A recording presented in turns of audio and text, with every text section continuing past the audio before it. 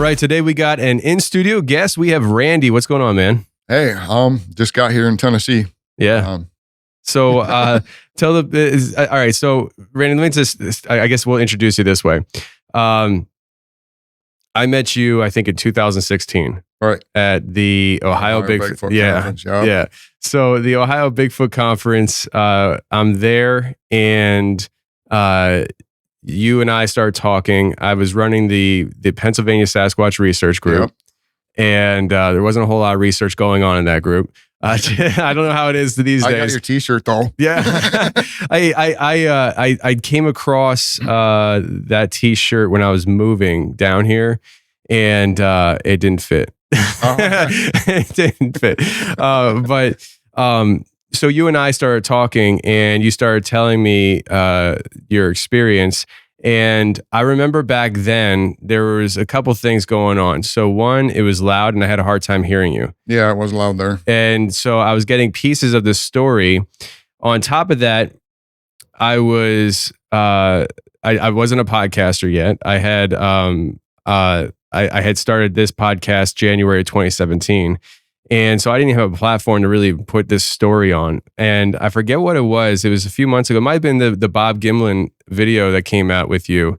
I think it was, because there was a lot of people sending me this video. And usually when somebody sends me a video, like, I don't have time to watch tons of videos. Like, I just don't. Have a lot of time, do you? No. And so I just kind of like, I just do my thing and just, okay, thanks. But then what my sign is this: when I have like 5, 6, 7, 8, 10 people sending me a video all in a short period of time, I'm like, okay, maybe I should check this out. And when I checked it out, it was you. And I'm like, I know this guy. Like, I'm like, I'm like, this is really, I know this guy. And so I got on Facebook, and I'm like, we're friends. And I started clicking, the dots started connecting, and I was like, surely I had him on the show before. And so I remember I reached out to you. I'm like, were you ever on the show? And you're like, no. I'm like, oh, that's such a fail on my part. And so we've been trying to schedule this for months now. And here you are in Tennessee to tell your experience.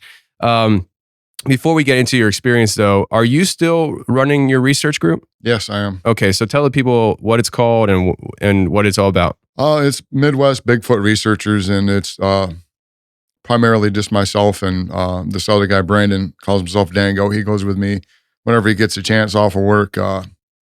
Occasionally I'll take some other people, but it's just solely been myself.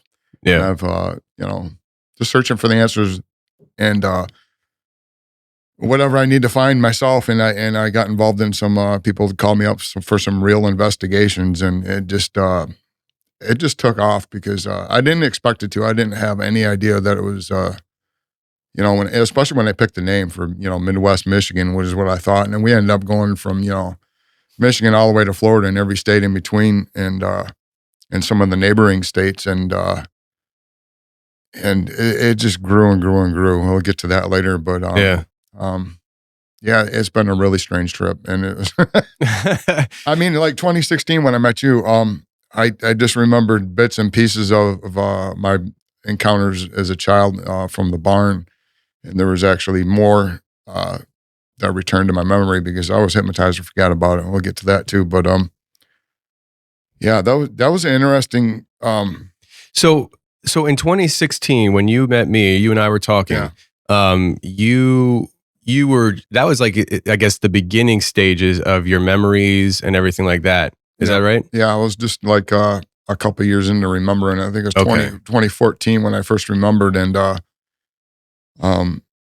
actually, when I first remembered, I thought it was a movie. I didn't know what it was because it came back in chunks and it just seemed really real, but like I couldn't remember anything. It was really, really bizarre to have these memories come back. And it was, my dad was still alive. My mother was been dead since 2004, but I finally confronted my dad about it. Our family had issues and just, everything fell apart because of the encounters and what the government did to her. I'll get to that. But there wasn't a whole lot of me seeing my parents much when I was, growing up after that. I didn't see them a whole lot. My dad finally came out and after I asked him directly, just before he died. I mean, literally died after he told me, like 2 days after. It was really strange. So was my mother's death, but he cleared up a lot of it, and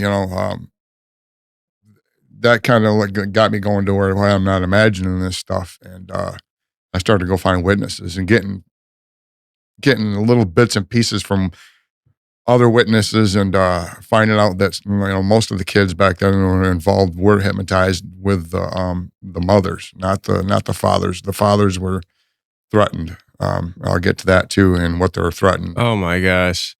Okay, so I'm really excited to talk to you about this.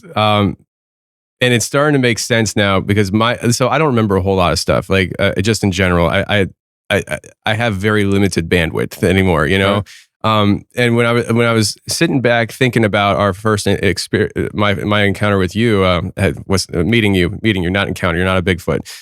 So maybe, if so, we have you on camera. But I remember talking to you, and I don't remember exactly what you said, but if my memory serves me right, I felt like you were struggling with people not believing you at that time, because before I remember that time when was there. I met before that and down in Florida, and spent a couple of days with him down there, and he just basically told me straight up that he was and that he was a human lie detector, and he could tell when people are making stuff up, and he just thought I was just making stuff up. Oh man! And when I went to that conference with you in 2016, and I had dinner with, and he came over and sat with me and everything like that, was all excited about it. I told my whole encounter, and he stood up, and that was kind of a cool moment when he stood up, and all the researchers are there. I don't know if you're there. He's going like, oh, "This is a real researcher. This guy is really cool. These guys are awesome." Oh wow, that's cool. And in front of everybody, and like after that, he went talk to him. He was had a little talk to him. There's a video of talking about that I have a little bit of a clip that. All right. Well,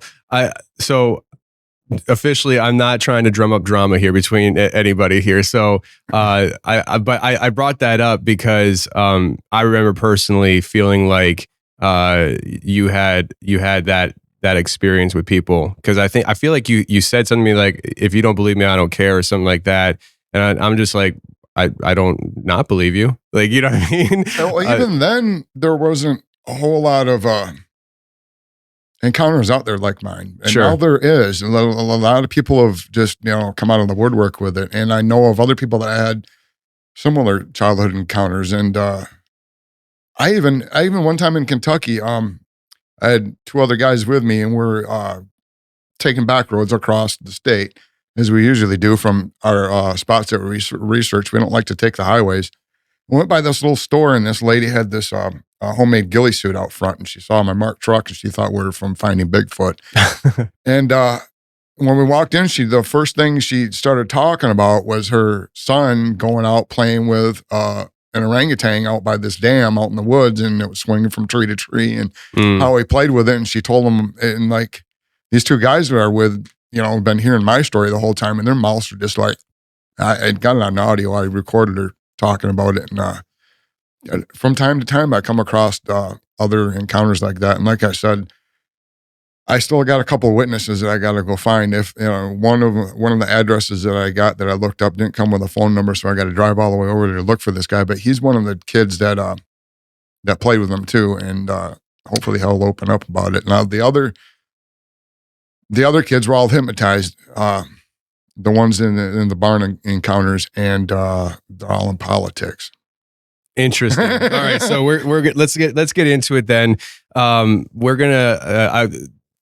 I told you before we started recording, there is no time limit. The only time limit is we might have to stop to actually pull the SD cards and clean them off and put them back in the cameras. And just for people to understand before we get into this, right now, this is not traditional. I usually don't do my interviews on video a whole lot, just because, or let's put it this way. I usually always do my interviews on video, but I rarely put them out on YouTube because I don't have time. But I with you here in studio, I'm really going to try to get it put on YouTube. So if you're listening right now, you want to watch this interview, it is on YouTube. And if it's not, I apologize in advance. So, but let's get into this then, because your childhood story is something that you are memories that you had to recover, but it involves you and other people essentially in a relationship with a juvenile Sasquatch. Yep. And so from this point forward, I want you to share your story and how you remember it. And I just want to tell you, piggybacking off the comment you just said a few minutes ago, somebody's got to be a whipping boy, and you were that. And you know, my friend Wes at Sasquatch Chronicles, he was a whipping boy. And since he's come out talking about the spider crawl, other people have had encounters. I had a lady on my show who she was telling me her haunting stories. She brings on her sister-in-law, who tells us how she had this experience where this creature was walking like a spider on all four, and it looks back at her like almost like the way it turned its head was almost inhuman, and it was walking up a mountainside, and it was like 30 miles away from where Wes had his encounter, and she had no idea who Wes was. She didn't know who I was. She never heard. Cool. She didn't even want to call it Bigfoot because she's like, I don't know what it was, and you guys keep wanting to call it Bigfoot. We're like, yeah, just trust us. But I just wanted to say, when you or Wes or anybody else comes out with extraordinary experiences, naturally most people don't want to believe it because it scares them and it pushes them off of their traditional way of thinking. So you, Wes, and there's been other people throughout history who have been. Bob Gimlin was a whipping boy, you know what I mean? And so he told me about that stuff personally. He's really tore his life up. So let's get into it. Share with me and the audience the story that made you a whipping boy. I mean, how did this all start out for you? As far as was it just like you were having dreams and that's how memories started coming back, or what?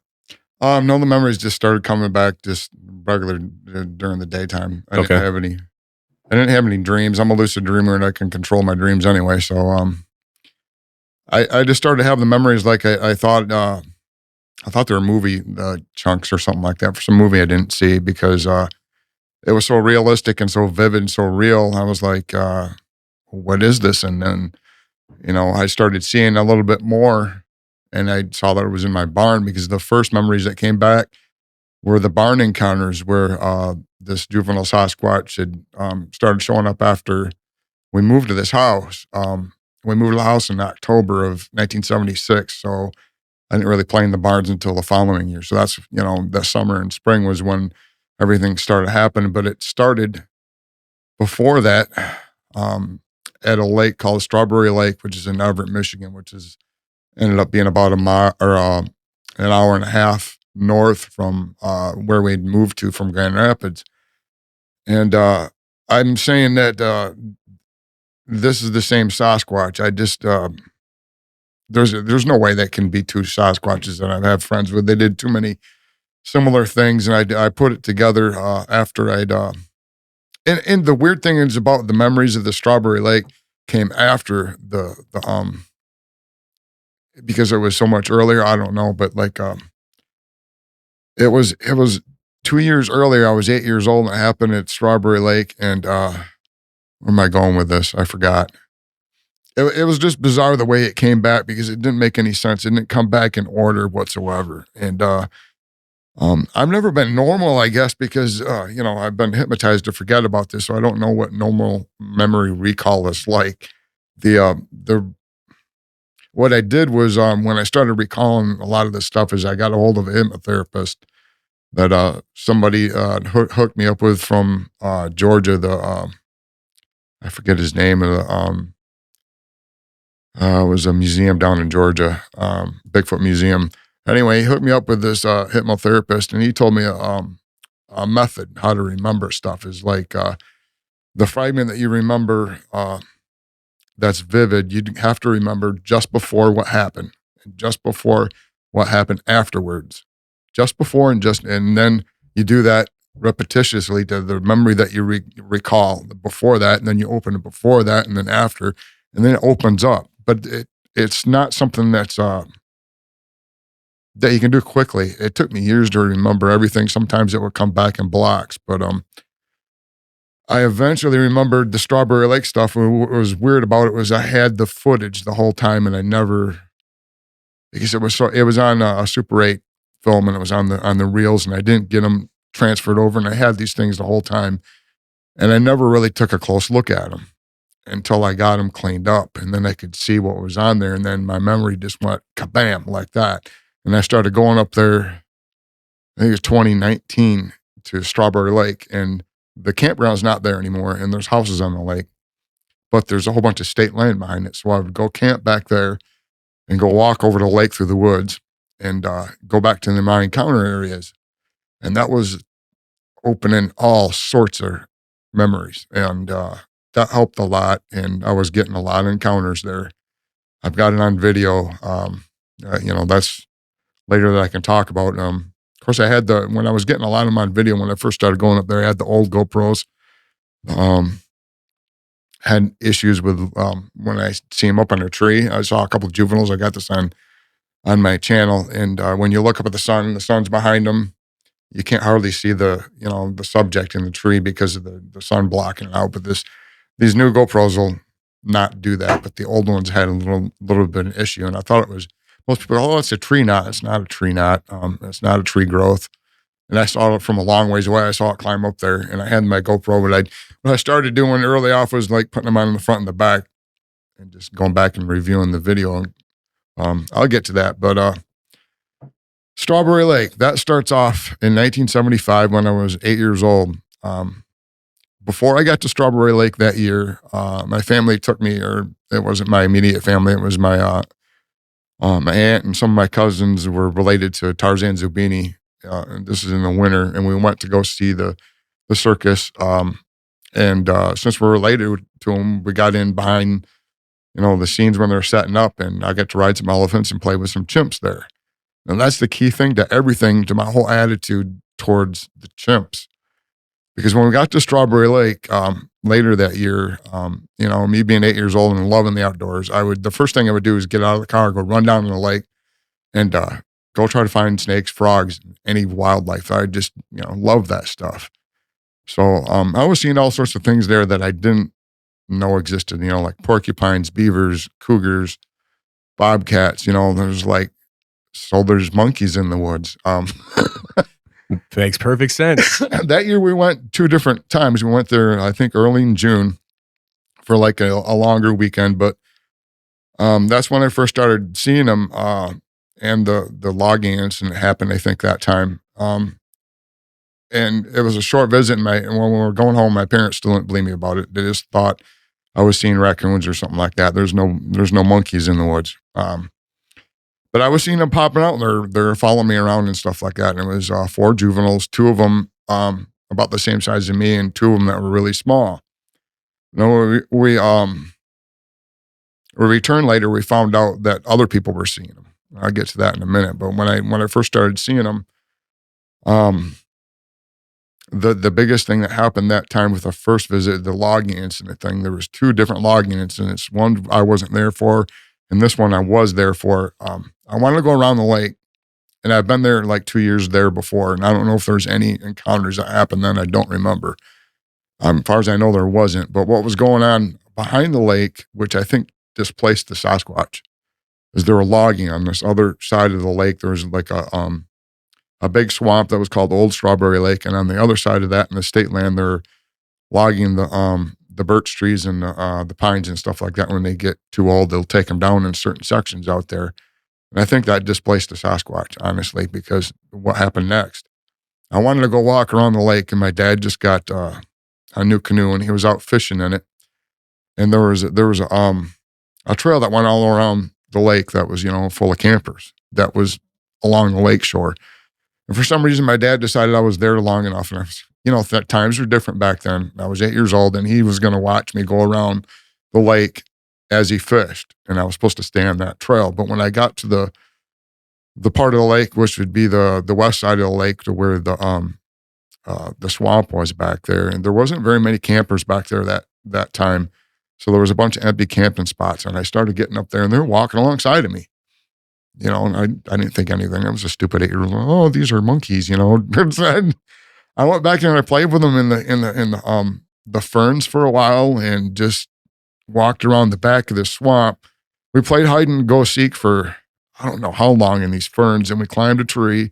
I was leaning over part of the swamp there. And this all happened it seemed like it happened really quickly, but I was told I was gone for 3.5 hours. I can't even put together more than 40 minutes of it because I walked around the whole lake after this. But I saw the logging equipment back there after we were messing around with the other stuff, and I wanted to go. I was 8 years old. I wanted to go check out the equipment. I thought it was cool. Yeah.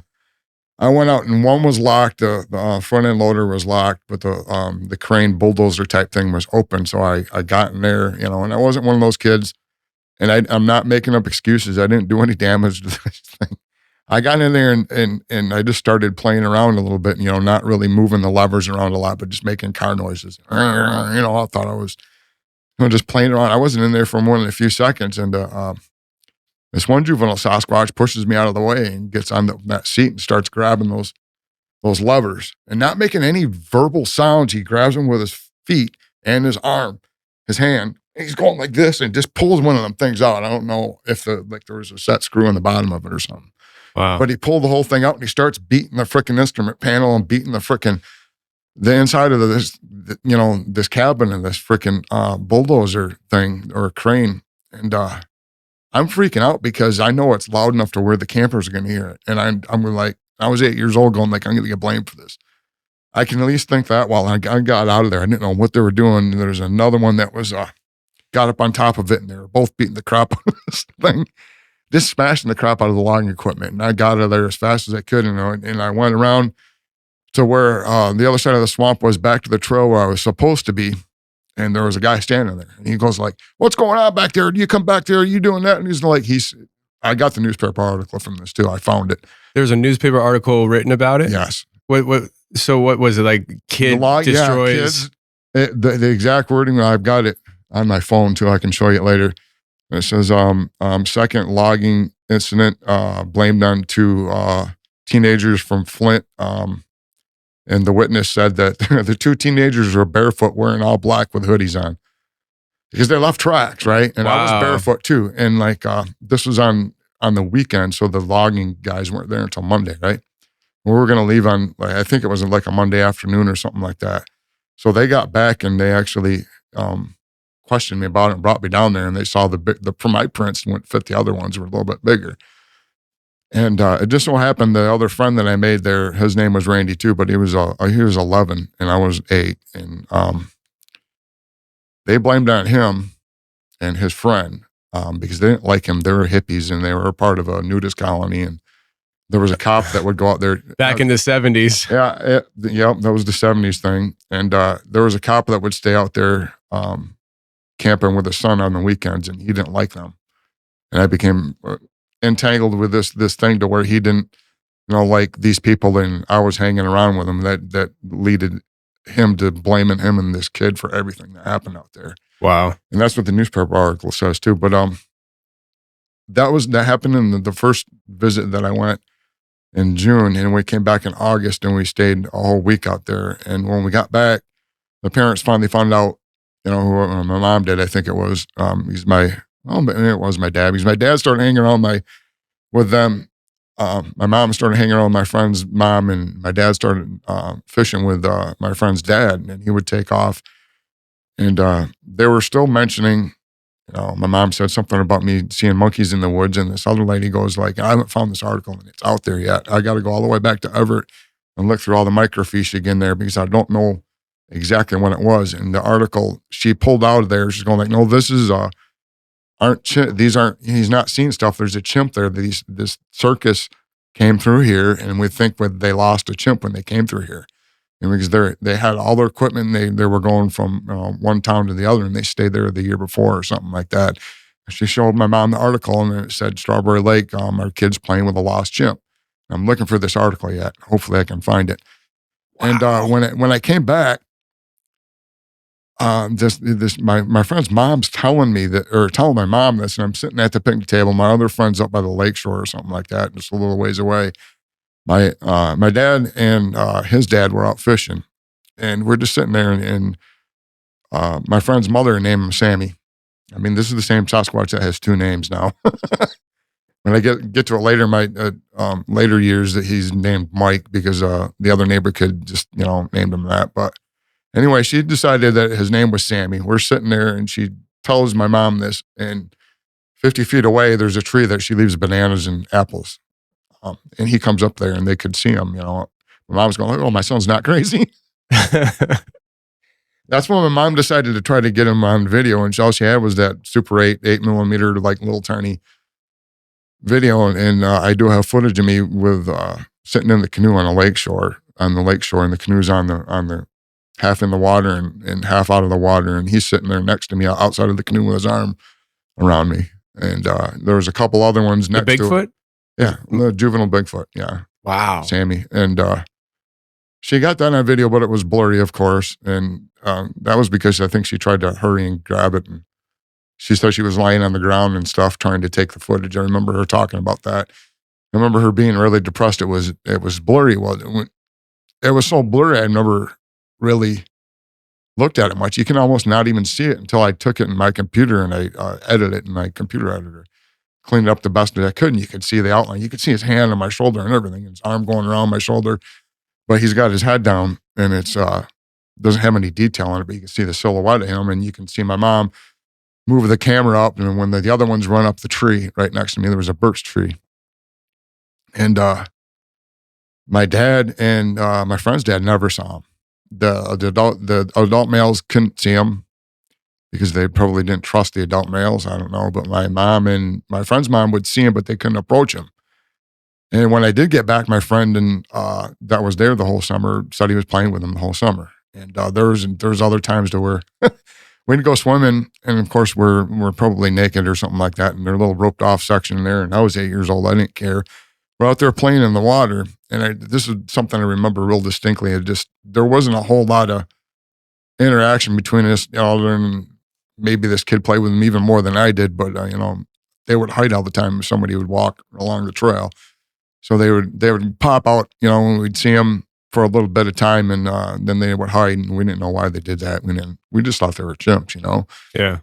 And there was one time where Sammy pops out, and this other friend of mine, his name is Randy too. He goes like, "Oh, hey, Sammy, how's it going?" And he starts splashing water on him. He's going like, "Chimps hate water, watch this." And I'm going like, "What are you doing? Don't be mean to him." And like, he's going like this and stuff like this. And I was going like, he doesn't like it. Don't do that. And then he started splashing back, right? Sammy, the juvenile Sasquatch. And then pretty soon I started splashing them. And then there was 4 of them. The other 3 Sasquatch came out. They turned around like they were digging a hole, and they were just splashing water like that. So we were doing the same. We finally just gave up. So there were multiple Sasquatch there? Yeah, there was 2 that were the same size as Sammy. There was another one that was the same size as him, and 2 small ones in the Smaller than Sammy. Yeah. So they're like baby Sasquatch. Yeah. They could barely even they couldn't even, I don't even think they could walk on their hind legs. They're on all 4s all the time. Okay.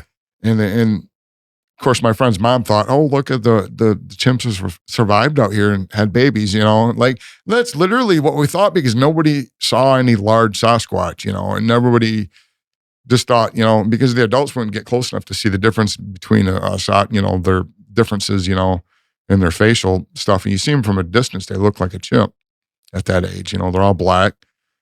And they do change color when they get older. I found that out because when I did see him later, he had more of a brownish reddish tint to his hair. That's why I didn't recognize him when I thought it was his orangutan, because my neighbor was telling me that. But I'll get to that. That was pretty much the whole Strawberry Lake thing. There was a lot of incidents like that, and we finally left that August and went home. We were going to move from Grand Rapids to Alto, which is not very far from Grand Rapids. It's only about 40 minutes, but it's still an hour and a half from Strawberry Lake. And like I said, we moved out there in October of '76. So this was a year later from the campground. And then we moved there in the fall, and I didn't start playing in the barns. It was an old farmhouse, had a big hay barn, a milking barn, a milk cooling barn, and a chicken coop, and several barns down there. But they're all abandoned. Nobody used them for many, many years. They're all overgrown.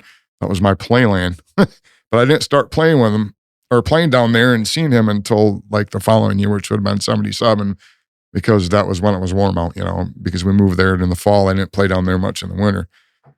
And when we first started seeing him, when I first started seeing him and my parents were seeing him at a distance, there was always them running away on all fours. From a distance, it looks like a dog.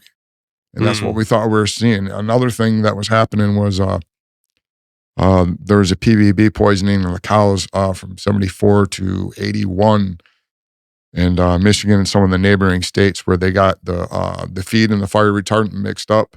They didn't know it right away, and there was all sorts of problems with the cows dying and having all sorts of growth growing on them and stuff. They didn't know what was going on for a while.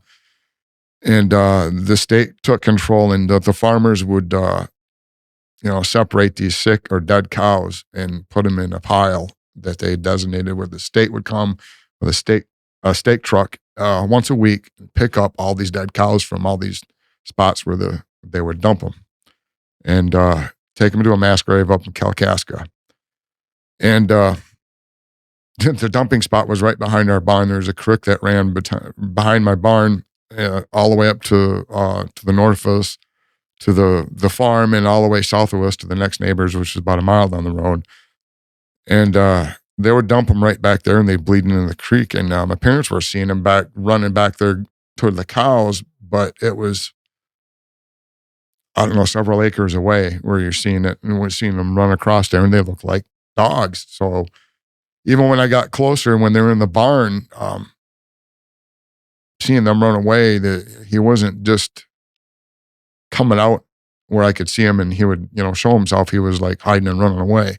And I still thought I was seeing a dog. This went on for a while, and I still didn't have any friends in the area. And I met one friend on a Wednesday at some church thing. I skipped over the Catholic part. Before I got to this, I got to go back. The Catholic school incident was the first part that the Strawberry Lake thing, when we got back from vacation, and we went to class, and I was in this school, Blessed Sacrament, for 1 year because my mother was driving the bus there, and they decided it was better for me to go there, which it wasn't. We got up in front of class, and everybody told what they did in the summer, and I started telling them I was, hanging out with a bunch of, hippies in this nudist colony and playing with a bunch of chimps in the woods. And that just started a huge fireball with the kids. We're like, there's no such thing as chimps in the woods. You're crazy. And and the nun teacher was like trying to get me to, confess that I was lying, and I wouldn't. She it started a fight between some of the kids. And I actually got one of those kids as a witness. I called him and talked to him. He remembers that. I got to get him on camera with that. But they made a big deal about it, and they thought that I was trying to, make this stuff up. And they took me down in the principal's office after she, smashed my knuckles a few times with a ruler to try to get me confessed. That didn't work, so they took me down in the office, and another old nun comes there, and I did the same thing. I wouldn't say I was lying, so she paddled me with this paddle they had in there until she just couldn't paddle anymore. I didn't even shed a tear. It's just like, I'm not lying. I sat there in the office for a while, and the weirdest thing happened was they brought this younger nun, and it's a real heavy set, not like a fat nun, like a big football player girl. Okay. She just started with being a nun, and they're going like, and this witness that I talked to knows all these names. I don't remember what her name was. I have to get on that and get the names from him yet, but not like it's real important with the nuns. They're probably all passed by now anyway. But they introduced me to her, and they said, well, she knows what you're talking about. They aren't chimps. And she goes, well, I played with them. I grew up on a farm, and they're evil. They're like, they can seem really nice, but they're sexual deviants, and they're evil, and they can do rotten things. And they're, what do they call them? The Neanderthal, or not, the Neanderthals? No, not Neanderthals. Gigantopithecus? Yeah, the fallen angels. Nephilim? Nephilim. That's what she called them. And she, they thought I was a devil child. They thought And you were a devil They child? thought I was a devil child, and like that's what they would call me, and they put me into counseling, and I was getting upset because my friend Randy was getting in trouble for all that stuff up there, and I was supposed to go to court, and our car broke down. We didn't go up there, and he ended up going, getting blamed for all that stuff. And to me, he's 8-year-old, and here's my, an older friend. I thought he was the coolest person in the world, and I was really getting upset about it. They decided to put me in counseling, and they erased my memory. Wow. So that's all right. Okay. So that was with my parents' permission. No, it didn't have to do so much with the Sasquatch as me throwing a fit about my friend, and being a problem, as a kid. And, they decided to put me in counseling. They thought that was the best thing to do. Was this like Catholic counseling? Yes.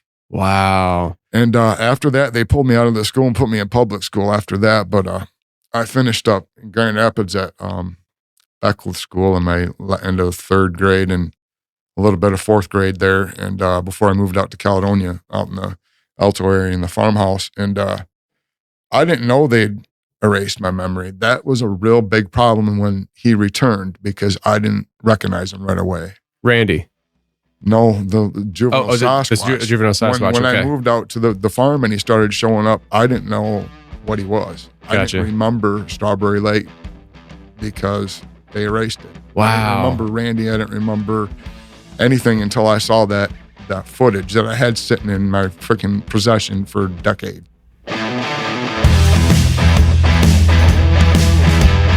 Okay, for our first sponsor today, we have Simply Safe. And right now, Simply Safe is offering 40% off any new security system to the Confessionals listeners. Do not wait. Take advantage of this now. Simply Safe offers 24/7 professional monitoring agents using fast protection TM technology, which is exclusively through Simply Safe. It captures critical evidence to verify the threat is real so you can get priority response by the police. Listen, I have the outdoor security cameras, which gets the threat even before it gets in the house. And it also gets things that happen outside the house that maybe not be a threat to the house, but you catch it on camera because it's motion censored. Like this past week, my son on camera starts, for whatever reason, I don't know.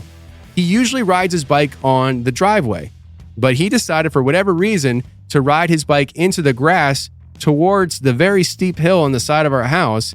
And he's just learning how to ride bike, mind you. He's not even 5 years old yet. Happy birthday, Ben. He's going to be turning 5 on the 8th this month. But nevertheless, he couldn't stop the bike. And all of a sudden you hear him go, "Mommy," and he's holding on to his bike.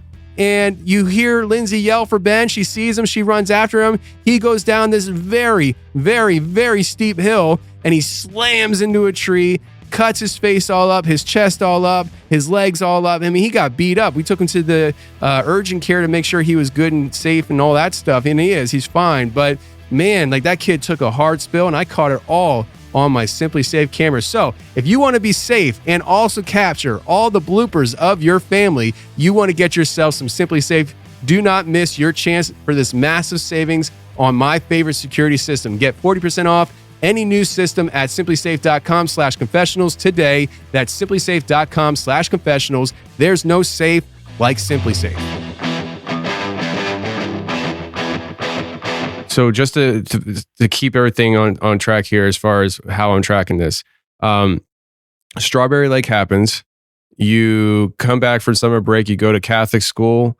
They beat you for lying about a Sasquatch encounter that turns out at least one of them knew was true.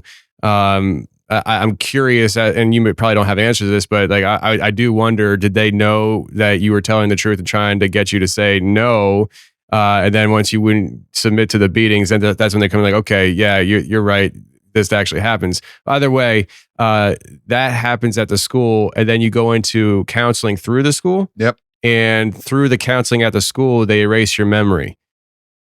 And now you're having encounters again, but you don't remember your first encounters. So it's almost like rewriting a whole new story for you. Yeah. So wow. Okay. So I go from being real comfortable around, him at Strawberry Lake and, having zero fear to like, I don't know what's going on, because I'll take off from where I did, a little while ago, and the encounters were just me seeing at first, what I thought was a dog, because he was always running away, and he was small, and he wasn't that, I mean, when you get like he was the same size as me, and I was 10 when I was seeing him at the farm. You put a 10-year-old on the ground on all fours, and if you actually run on all fours, they're pretty small, and it just looked like us.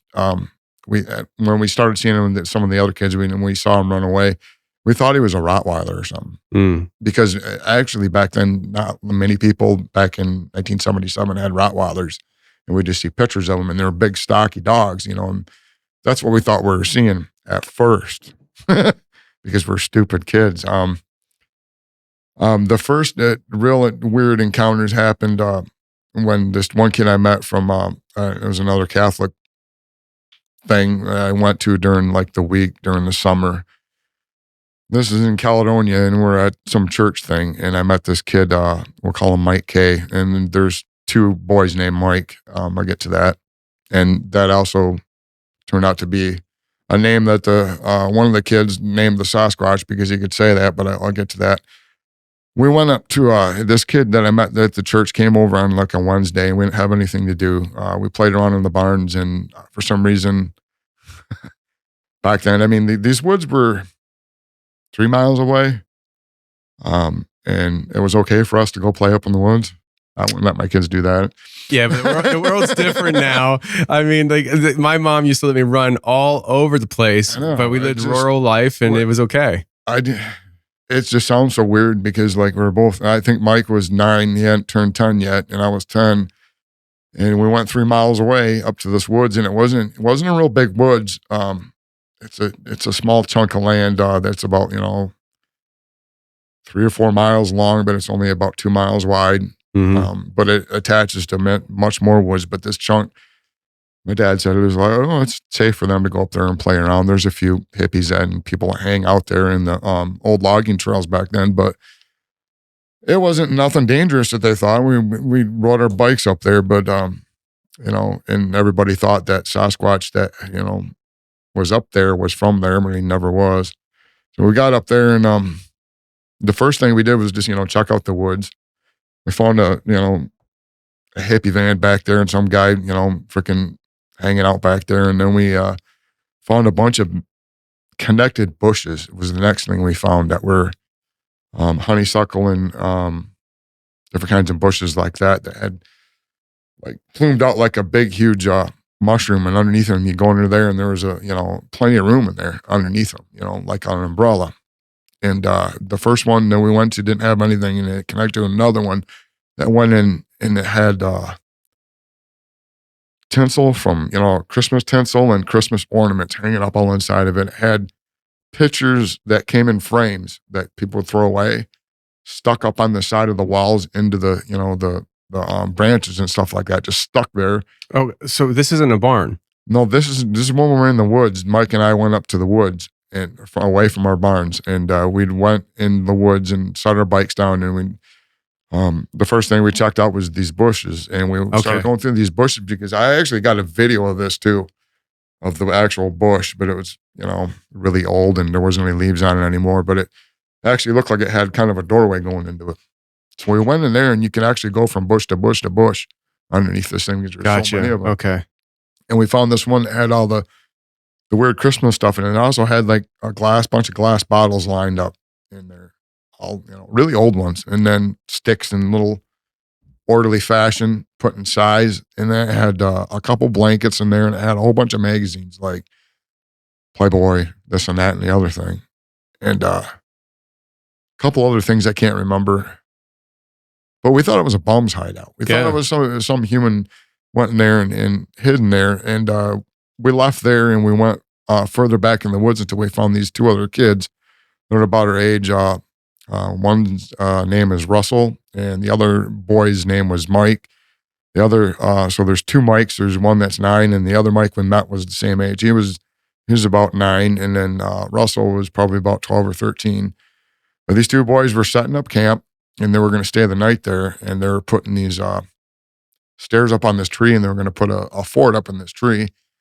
And we hung out with them for a while, and we actually helped them put the last step on this thing. We had to like almost climb up there in like a pyramid to get this last step way up in this tree, and it's still there from exactly the way we left it.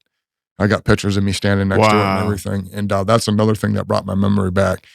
But I'll get to that later. But we went there and we decided we're going to camp with these guys. So we had to go back and find our bikes and go get our gear and come all the way back. So we went up to my house, and it took forever for this other kid, Mike, that I was with, to get permission and get his clothes, change his clothes out of his church clothes, and ride back up there. It's dusk.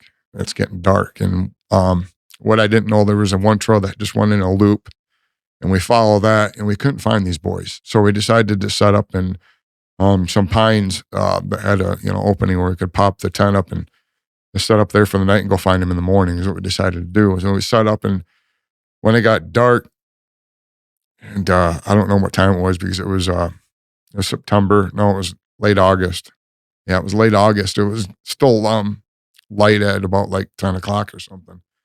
So it was probably about 11 o'clock, I think, when something started happening. We heard noises and grunts and all sorts of weird stuff. And then we hear Russell calling for Mike, which is my friend that I was with, also his name. So we didn't know if he was calling for the other Mike or if they're just messing with us. And he's like, Mike, he's screaming for Mike. This is the first thing we heard.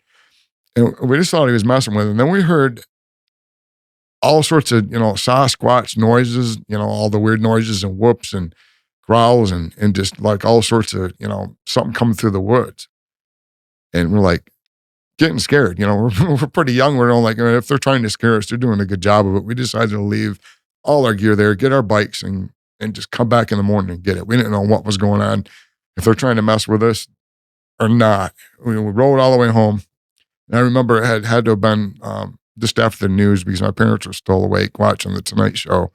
And they opened the door for us and called us chickens for chickening out. We went upstairs, going to bed, thinking that they just messed with us. And we went up there in the morning to grab our gear. And at the road, 108th Street in Morris Lake, where it turns into Harris Creek right there, the county line, there was a Channel 13 WZZM news crew van interviewing Russell with an ambulance pulling up, cop cars, people on horseback, and a whole bunch of searchers with dogs looking for Mike. And they wouldn't let us in to get our gear. And we sat there and if I can ever find this footage where the other Mike and I are, behind Russell as they're filming him. And Russell's talking to the crew saying, the news crew saying that his friend got taken by some hairy bum because we told them about the books and stuff we found in the bush, and all that crap. And we thought it was a bum. So he, in turn, thought it was some hairy bum living out there. And that's what he told the news crew. And that wrapped up, and we finally talked to a cop and tried to get our stuff back. And they said, you can't go in there right now. We're searching for this boy, and we don't want you in there. We're going to call our head guy over here, and he'll, get your stuff and get it back to you later today. So this guy, and, I have a lot of issues with this name. It was a fake name that he used. It was an agent, a Native American agent named, he called himself John Redcorn. And that was his fake name? That was his fake name, but that was before the King of the Hill freaking cartoon came out. And John Redcorn's a really common Native American name anyway. That's why he picked it. And his real name was Jerry. I can't say his last name. I'd really like to because I know all the agents by name, and I actually found some of them. He comes up to us and tells us he's going to get us our stuff. And that was the first time we met him, and he brought our stuff back later that night, but that wasn't going to be the last time we were going to see him. And the encounters continued a little bit after that, seeing here and there. And Mike, they did find him, that boy, later that day with no clothes on, and he wouldn't talk. He was so terrified for like the rest of the day. He just couldn't even talk. But he was completely physically unharmed. Okay, so before you go further off that, they found Mike. Do you remember what his descriptions were of anything that happened to him? Because I'm assuming you didn't find the news footage yet, because you said if you I had a copy of the news footage. You have a copy? I had a copy of the news footage. The government took it from my mom. Oh. I'll get to that. Okay. I don't know. I have to find Russell. If anybody knows who Russell Yeager is, he was the older boy. And then I don't care if anybody knows, Mike Karn was the one boy that got taken. I have to find those two yet. I did find, which is really weird. Russell worked in the same county building as I did. I used to work for Berry County Courts and Law. And when I tried to find Mike Karn a little while ago, he was working in the office, right? And I'm going to the office where you find, information on the houses back then of, who lived in there. It was in the deeds room, and he worked in there. And I just started telling the clerk there, he was over in the corner. This is also very bizarre, but he retired, and I haven't been able to find his home address yet. That's another one of my witnesses I got to talk to. But I started talking to the other clerk there about, who I was going to try to find, which is Mike Karn. And I told him a little bit about this basic, that, we met him in the woods and stuff, back when we were kids. And I told him the spot and all that. And Russell's over in the corner listening to me. He's like, hey, wait a minute. He's going like, I know Mike Karn. I still know him. And he's going like, I was that kid in the woods. And I was just like, oh my God. And like, they even put a thing on my, I think my Facebook page or something was like, I hope you find your evidence. You people from the court, because like they flipped out and just like, because it was just a chance meeting and it was him. So Russell was the kid that was there the night that Mike was taken, was there when you checked in. Yeah. When I checked into the county to go try to find the other kid, and he had worked there the whole time I'd worked there, but I didn't know I was working in the maintenance department, and he was working in the deeds. So I worked there for like 2 or 3 years, and he would say hi to me, but I had no idea who he was, until later, because like, so he was able to corroborate what happened that night. Yeah, in front of everybody in that freaking office. And wow. It was amazing. What was his recollection of it? He still thought it was a hairy bum. Really? Yeah. He didn't know any different. Wow. And I don't think Mike Karn does either, but I told him, I said, that was not a hairy bum. So at the point of this incident, you had your memory erased, but you were now having interaction with these chimpanzees again. And so what you thought they were chimps at the time. Did you ever connect the dots between, hey, I'm having these interactions? No. So you, when this whole thing happened, you thought it was a hairy bum too? Yeah. Okay. They actually blamed it on, this is another thing that I haven't been able to dig up either. And, this is really tragic sounding up. They blamed it on, because I told them about the bush and the stuff that I found them, and the government found that. They went in there, and the magazines had address on there, so they went after that guy. He was before they figured out it was Sasquatch, right? They arrested him. He was a student, he was a temporary bus driver, and he just lived up the road, and they blamed it on him. Okay. And he got fired, and everybody ridiculed him for it, and then they emancipated him, and they dropped the charges, but he killed himself. That's so sad. Oh, there's way more. It gets really bad. I mean, the government just really. Anyway, I'll get to that. So yeah, they found Mike, and he was okay, but I went to go visit him a couple days later, and he still wasn't talking. I just met him, so like I went up there with my dad, and we gave him a kind of a get well card or something like that, and he wasn't seeing anybody, so. Shortly after that, the other stuff was going to happen. I had my memory erased, and I would never see him again. But I'll get to that. The other encounters continued when I started going down to my neighbors, which were south of me about 1.5 miles. There was 2 households with a bunch of kids down there. The first household, there's 3 boys and 1 young girl and a baby, and they had 2 boys and a girl next door that they're all about the same age. So I was down there playing after like, couple of weeks or something like that after the first encounter that I just told you about up at the woods. And we were seeing, the dog thing going in and out, of the brush and stuff like that. We didn't think much of it because that previous day, another neighbor had lost a really large dog I can't remember what breed it was though. It was like some sort of Saint Bernard and something other mix, and we went and found that and brought them back. And they're all happy and they gave us, a few bucks or something like that. And we thought it was a big thing, back then.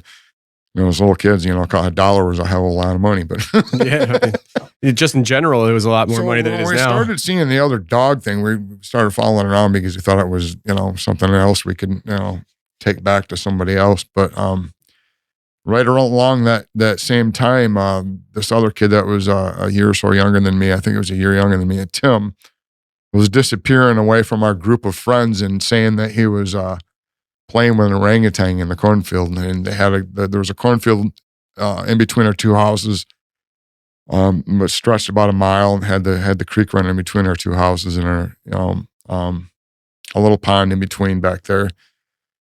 And this kid was sitting along this cornfield trying to coax this thing out for days, I guess, and none of us really believed him. We thought he was making up an imaginary friend. So we played by ourselves. And when we're playing by ourselves, we're seeing, the dog thing going on. There was one time we started wrestling around and Tim was up by the cornfield waiting for his friend. He was convinced it was an orangutan because of the coloration of it. And there was no internet. He had like the Encyclopedia Britannica, the whole thing, and he had looked up all this information on freaking orangutans, and he was up there. He said researchers have better luck having less clothes on. He was up there in his underwear sometimes, just waiting for this thing trying to come up. The cornfield was right alongside of their house. There was a tree line, and it was really close to his house. And he was sitting up there with a whole bunch of toys all the time alongside of this cornfield, trying to coax this thing out for days. And the one time we were wrestling and made a great big huge mud pit down by the creek, got in trouble for it. We saw the juvenile Sasquatch in the bushes there, and he turned around and ran away. And we thought it was a dog. We're going to go chase it. And he ran across the creek, jumped across the creek a couple times, and we lost track of him. There's three of us, and we're all really fast. I mean, kids, and all of us were in track later, in high school and stuff like that. We couldn't keep up with him. We split up, the three of us. And one of the youngest kids was like only 7 or 8 years old. And he went across the street and we were on the other side of the street, and we kind of just combed down. And all of a sudden this little kid, he's over here in this drainage ditch over here. He went up in one of those drain tunnels up there. And we went over there, and it was a dead end drain tunnel. So we could just see, it was like up in the dark, stuck in there. We could just see his butt still. We never got to see him fully. We're still thinking it's a dog. So this one kid, Brian, starts poking him with a stick. And he's grabbing the stick with his back foot, and we're still not putting this together. Because you can barely see it, down in this tunnel. It's still kind of dark. He's grabbing it with his back foot, and he's like grabbing the stick and going, making dog noises. And all of a sudden he says they're doing cat noises. He's going, meow, meow, and dog noises. And we're like, that dog's got a cat in there. This is freaking freaky. We're just like, we're going like, and he sounded really vicious. He was growling at us. We didn't spend much time down there, and we decided we're going to tell an adult. Well, when the adult came home, Tom, which is Tim's dad, Tim was the kid that was by the cornfield looking for him all the time. He comes home and he sees all that mud we made in the yard there, that big wrestling match that we had there, and we turned into a big mud pit. He got all mad and started screaming at us, and sent me home. So, we had to pay for the grass to repair the thing. So I didn't go down there for a few days. And Tim still, sitting down by the cornfield for these few days. It was getting close to Labor Day towards the end of the summer, and I went down there that weekend, and they were gone, most of the family. And Tim was down there, and he had a babysitter, and they had a baby at the time. And the babysitter was in the house with the baby. The rest of the family was gone school shopping. And I knocked on the door, and the babysitter goes, Tim's out there in the cornfield playing with his troll friend. See, look. And I looked out the kitchen window, and you could see a little troll face sticking out of the freaking cornfield. And who said that? The babysitter? The babysitter saw it, and she thought it looked like a troll. And she didn't have any concerns about it? I don't know. I know. But they had another thing with the babysitter they're having, and this is another thing that people find hard to believe because it was like 77 or 78. And she was stealing money, and Tom they had a VCR, but they didn't really have a small camera back then. They had a beta camera, and I got an advertisement for it, and it really did come out that year. It was about like that big. And they had some sort of a news program on one of the morning news things, and I told them about it. And I actually saw it first. I was going they put a nanny cam. They just put that cam inside of a bear and hooked it up to the VCR, and he did that.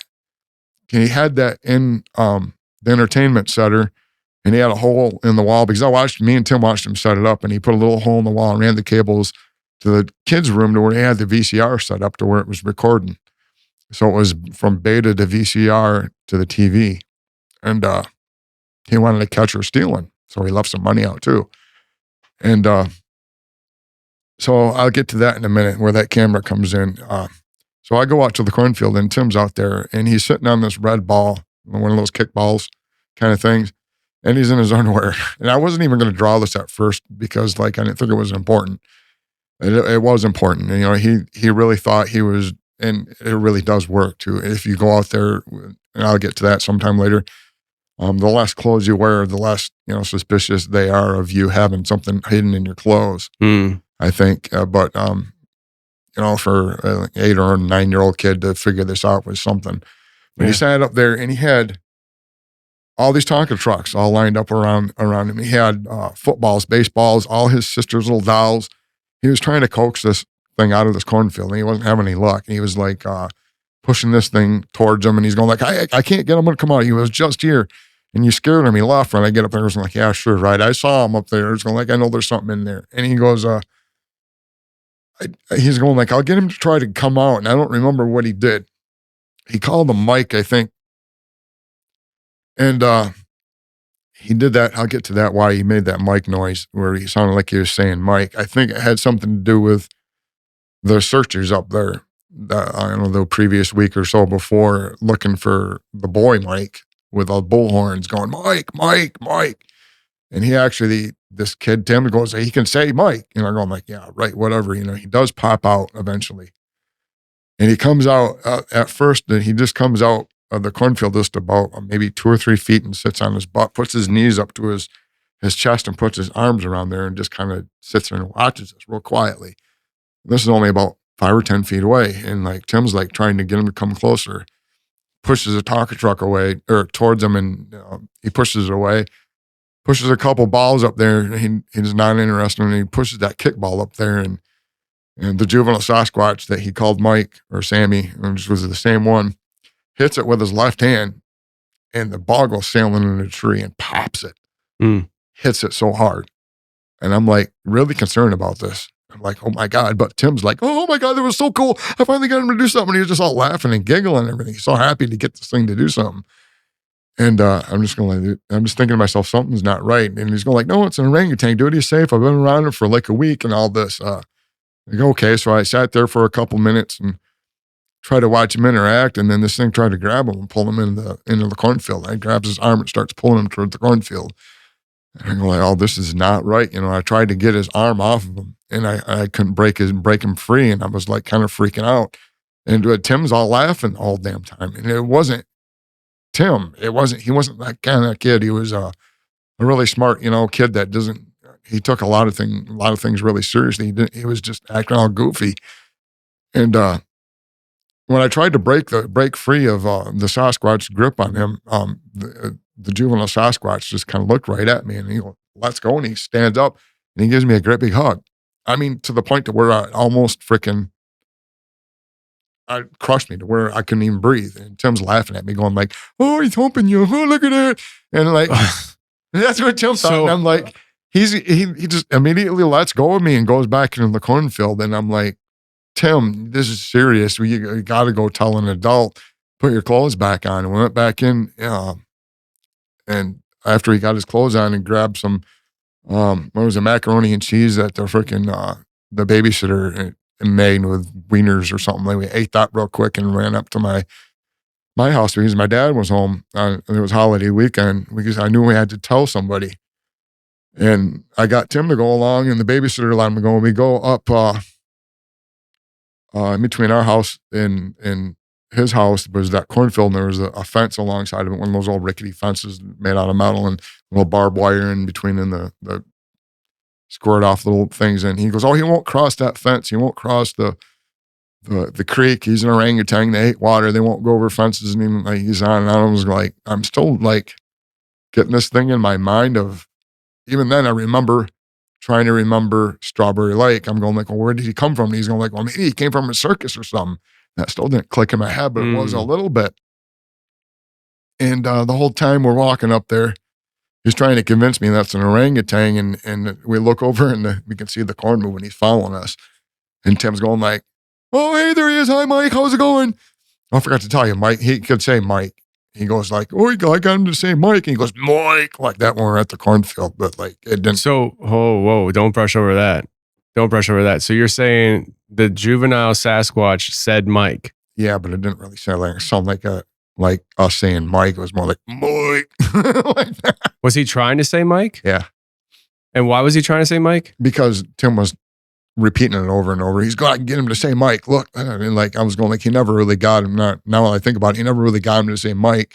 That's the only thing he knew how to say because he heard it over the speaker. That's what I think anyway, because it makes the most sense. But it wasn't something that was really, you recognize as the word Mike. Yeah. It sounded like more like the word Mike with a burp in it or something. But I forgot about that. Yeah, he got him to say that before he.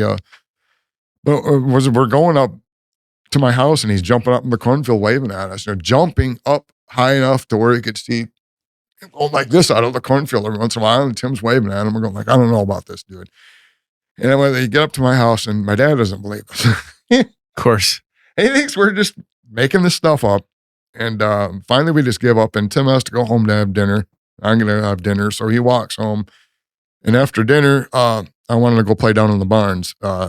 And my parents are going like, no, there's this dog thing, and now you're getting this orangutan thing, and you're not going to go down to the barns. They're going like, well, what if I go down to the milking barn? And the milking barn had, all the milking things for the cows in the bottom, but above it had a low ceiling area where they had all the hay stored for the cows there. I mean, there was a hay barn next to it, but they had, all that. What they do is, bring some over and feed the cows with it when it's right up there, and they can, throw it down to the cows in the. Is this your farm? Yeah. Okay. Gotcha. But it didn't have any animals in it when we moved in there. It was all overgrown and everything. And it was a really old farm. This particular building was over 100 years old when we moved in there. And it had a couple towers on top of it too, on top of the roofs that you could get on. But the second floor had hay doors with casters on it, and it had two ladders that went up there with doors on them on top of the ladders, so you could close off the second floor up there. You could close the whole thing off with those little latch things up there and close it all off. And I told them that's what I would do. So I went up there and I did that. And I had like my Tonka trucks up there, and I had this little city built up that I found up with spare pieces of wood. And I painted like a little bank, and like I was 10 years old. I thought it was fun. But like I had all my toys up there, and I had two piles of hay up there that my other friends from down the road had helped me put up some ropes over these two old, dusty, big piles of hay that were about this big, and they're about 20 feet apart. We put ropes over each of them, put a loop on them so we could like run around really fast and spin and jump on the hay. And so I went up there, and I wasn't up there very long, and something started banging on the door that went over the ladders to the second floor. And I thought it was my dad changing his mind. That was the first thing that popped in my head. He's going to go, bam, bam, bam. Oh, you better have you come back to the house or something. So I started walking over to the door. Bam, it freaking breaks open. And here comes Mike, the juvenile Sasquatch, and he waddles across there. And I'm just like, oh, geez, it's him. I wasn't even afraid. I was just like so convinced it was, safe because my friend Tim, and it really was, but not 100% safe. But he goes and walks over to this furthest pile of hay way over on the other side of the barn and plops down and just sits there on his butt. And I go over and go like, Tim's played with him. I got to see what I can do with this thing. See if I can make him do any cool stuff. That was my mindset. And of course, if I ever thought it was anything else, I would have freaked out, and I did. I get to that.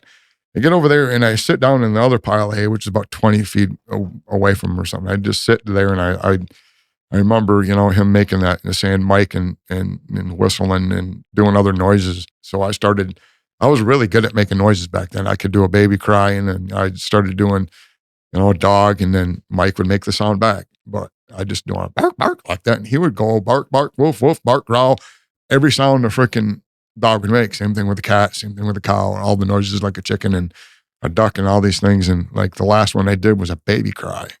I can do a really good baby cry. I'd have to clear my throat out right now, but I can do a really good baby cry. And it freaked me out that he could do a better baby cry, human baby cry, than I did. And I was like, wow, this is mind blowing. And like the whole time he's talking to me, his feet are, he's sitting on his butt and his legs out in front of him and his feet are out in front of him and his feet are going like this, just moving all around. And I'm going like, well, that's interesting. So I took my shoes off and I went up to him. Yeah, this all does sound really weird because it's a Sasquatch, and I'm thinking it's just something else, and that's the only reason why this all worked. That because I had encounters with him before, but like it's so bizarre. I just took my shoes off and I pressed my feet up against his just to see what the difference was. I was like, "Well, your feet are the same size as mine." I don't know what I was thinking. Then I started pressing up against his feet like little kids do, like the car game. And he pressed my feet so hard, I kind of rolled backwards in the pile of hay. And he comes up to me and he goes like this to my shirt. And he's looking at my shirt, and I would take my shirt off because I remember what Tim said, to make him feel more comfortable. Yeah. And then I was going like, okay, let's see what else you can do. And I walked over to the rope and I put my foot in it and I ran around that pile of hay and really fast. And I let go and I flipped and sat in the pile of hay and I flipped on my butt like that. I didn't think he would imitate me. And he like grabs the rope and he just immediately starts going upside down. He grabs the rope and his feet, he like goes all the way up to the rafters. He goes up to the rafters and sticks his feet on the rafters. Their feet are like hands, and he's like gripping the rafters. And I'm thinking to myself, like, oh, this old orangutan is going to kill himself. What is he going to do? But like he pushed off the rafters with his feet is what he did. And he did the same thing I did, and I spun around and plopped down and go like this. And I'm like, okay. Showing you up. So then I pull a Gilligan, is what I call it, because I remember a Gilligan episode where this happened, and I go, oh, like that. Like, he did the same thing, only when he beat his chest, he opened his mouth all the way, and I saw those teeth in the back, and I'll get to the teeth, and the canine-looking teeth in the back, and then his eyes glowed red, and he screamed like something you'd hear, like, I've never even heard one recorded like this. It sounded like something out of a jungle, like some wild, primate out of the jungle. It didn't sound anything like any recording I've ever heard, and it was incredibly loud, and I saw those teeth and the red eyes, and I freaked out, and I thought this is a baboon or something, because I didn't know any better. There was no information on any, what a juvenile Sasquatch looked like back then, or hardly any Bigfoot stuff, or especially them running on all fours. But because it'd be bipedal to all fours to bipedal and back and forth. But that was just the juveniles. So I freaked out. Then I started running towards that door, one of the caster doors that slide open for the hay, and I'm trying to unlock that little thing, and he's coming towards me. And this all happened like within seconds. The whole thing in the barn probably only lasted like 2 or 3 minutes. It makes it sound like it's really long when I'm talking about it for so long. But as I'm trying to open that door, something's banging on the other side of it. And right at that same time, he grabs my ankle, gets on top of me and pins me down. And I'm looking at the door like this, and it busts open. I'm thinking it was my dad coming in, but it wasn't. It was his mom. It was Mike's mom? Mike's mom, a full-size freaking Sasquatch. And the second level of this barn was only about, 7 foot up. It wasn't like a lot higher like a house it would be. It had a low roof on the first floor. So it wasn't that far off the ground because I did end up falling out there. She comes in and I'm like pinned down, and he's like the drawing I have, he's got right up to my face doing this thing like, like that. That's all I hear. And I can't scream. I can't move even if I wanted to. I just like knew what was going on. Is his eyes still red? No. Okay. And he's like got me pinned down and he's doing this thing right to my face. And when he's making this sound, and I literally can't scream. I can't do anything. I can't move, even though he has my legs and arms pinned down. She comes in, sits right next to me, just hops up on that floor and sits there next to me. And she goes, I got a scar from here all the way down to here. It's still there down to here on the inside of my thigh. She rips my pants off, just pulls them down like this, but I had a belt on and her fingernails caught my skin a little bit. Okay, so hold on a second. So she picks you up by your pants? No, I'm laying down pinned and she pulls off my pants. So you're laying on the ground because Mike's holding you down. Yeah, and she pulls my pants and she off. grabs your pants and pulls them off. Yeah. Okay. Shreds them. Puts like 4. I've got 2 that are left that go all the way down here, and the scar down here is still there. Okay. But I'll get to that in a minute. But it didn't like tear me open to where I had blood coming out. It was just like a bunch of fingernail scratches that, went through several layers of skin, and it wasn't bleeding out or anything. But I did have to have it stitched up later. But as soon as she did that, and let me tell you what happens when that had, they did that to Mike too, the other boy that they took. He was naked. Right. What I'm guessing is the clothes smell bad. And when they take you, they're not, what they're doing is they're having a play date with the juvenile, and they want to go somewhere where they feel it's safe. They're going to take the kid, and the kids are going to play somewhere, but they have to present you to the alpha male, and you can't smell like a human. So they take your clothes off and they scent you. That's what they were. I mean, they get all over you and, get their smell on you. And then they take you to, the mom smells you and then the dad smells you. And if you're okay, then you go. So, all right. So these are things that you've come to understand. Yeah. And so you're saying that the pants being taken off was deliberate. Right. And less clothes, the better. Yep. So I already took my shoes and my shirt off. Right. Okay. Yep. They provided, taking the pants off for me. So I was there naked, and it was embarrassing. Because what happened next is, right that instant, she sees my dad coming down, because they must have saw what was going on when they remember him telling me about it, as they saw them approach behind the barn, the 2 adults. Because there was 2 of them, the mom and the dad, but the mom came up and the dad stayed down, and they see my dad coming down there, and he's got his 16 gauge old Browning shotgun, because he went to hunting with a bow, and he got rid of all of his rifles, and that's the only gun he had, because he really enjoyed hunting with a bow instead of, he thought it was more challenging, and he didn't have, come to find out later, all he had was birdshot for the thing. Wow. But he comes down there with his gun, and the female sees him, the female Sasquatch, and she grabs the juvenile Sasquatch. And the big blonde father is like behind the hay barn. You'd have to see the drawings, and my dad doesn't see him. And she jumps out of that hay bale door to the ground when she has Mike, the juvenile Sasquatch. But as they're jumping out, Mike reaches back and grabs my arm, because I'm right next to the door, and pulls me. But he loses his grip, so I'm like in the middle of the air, like, getting pulled out, just yank like this, yank like this, and they let me go, and I drop right straight down to the ground on my back, naked in front of my dad. Wow. Knocks the wind right out of me. I mean, I was like that. I was about a foot from the cement walkway in there. Would have probably cracked my head open, but I did have a big freaking bump on the back of my head just from freaking falling on the ground there. But I fell just completely flat, because I was on my back and they pulled me straight out like that, and I was already flat. So I just went bloop like that. So it was only 7 feet, but still, I couldn't breathe right away, because it knocked the wind out of me. When I got up, the last thing I wanted to do was scream up in the barn. So that's what came out of me. I started screaming as soon as my dad picks me up, and he's like looking at he's not even noticing I'm naked, and he's like looking, at these 2 adult Sasquatch that he's just like, I didn't find out later he's seen Sasquatch before, but I'll get to that. So they're busy going away. The 2 adult Sasquatch, and the female's got Mike in her hands, but he's too big for like to be carried, basically. And when he hears me screaming, he fights to get out of his mother's grip and runs back on all 4s and then stands up in front of us, and he runs back on all fours. The grass was so high, like about that high back there. All you could see is just grass parting, and like him just running on all fours, like so fast, you wouldn't believe it. Comes back and he stands up like a couple feet, like maybe 5-6 feet in front of my dad and I. And he looks at my dad and he looks at me and he looks at my dad and he grabs me and starts pulling me with my arm, like he thinks that I think. Back then I thought he's going to kill me. He's going to eat me. And I'm going, my dad, shoot him. My dad's like, no, wait a minute. Something's wrong. I'm not going to shoot this thing. He tells me later.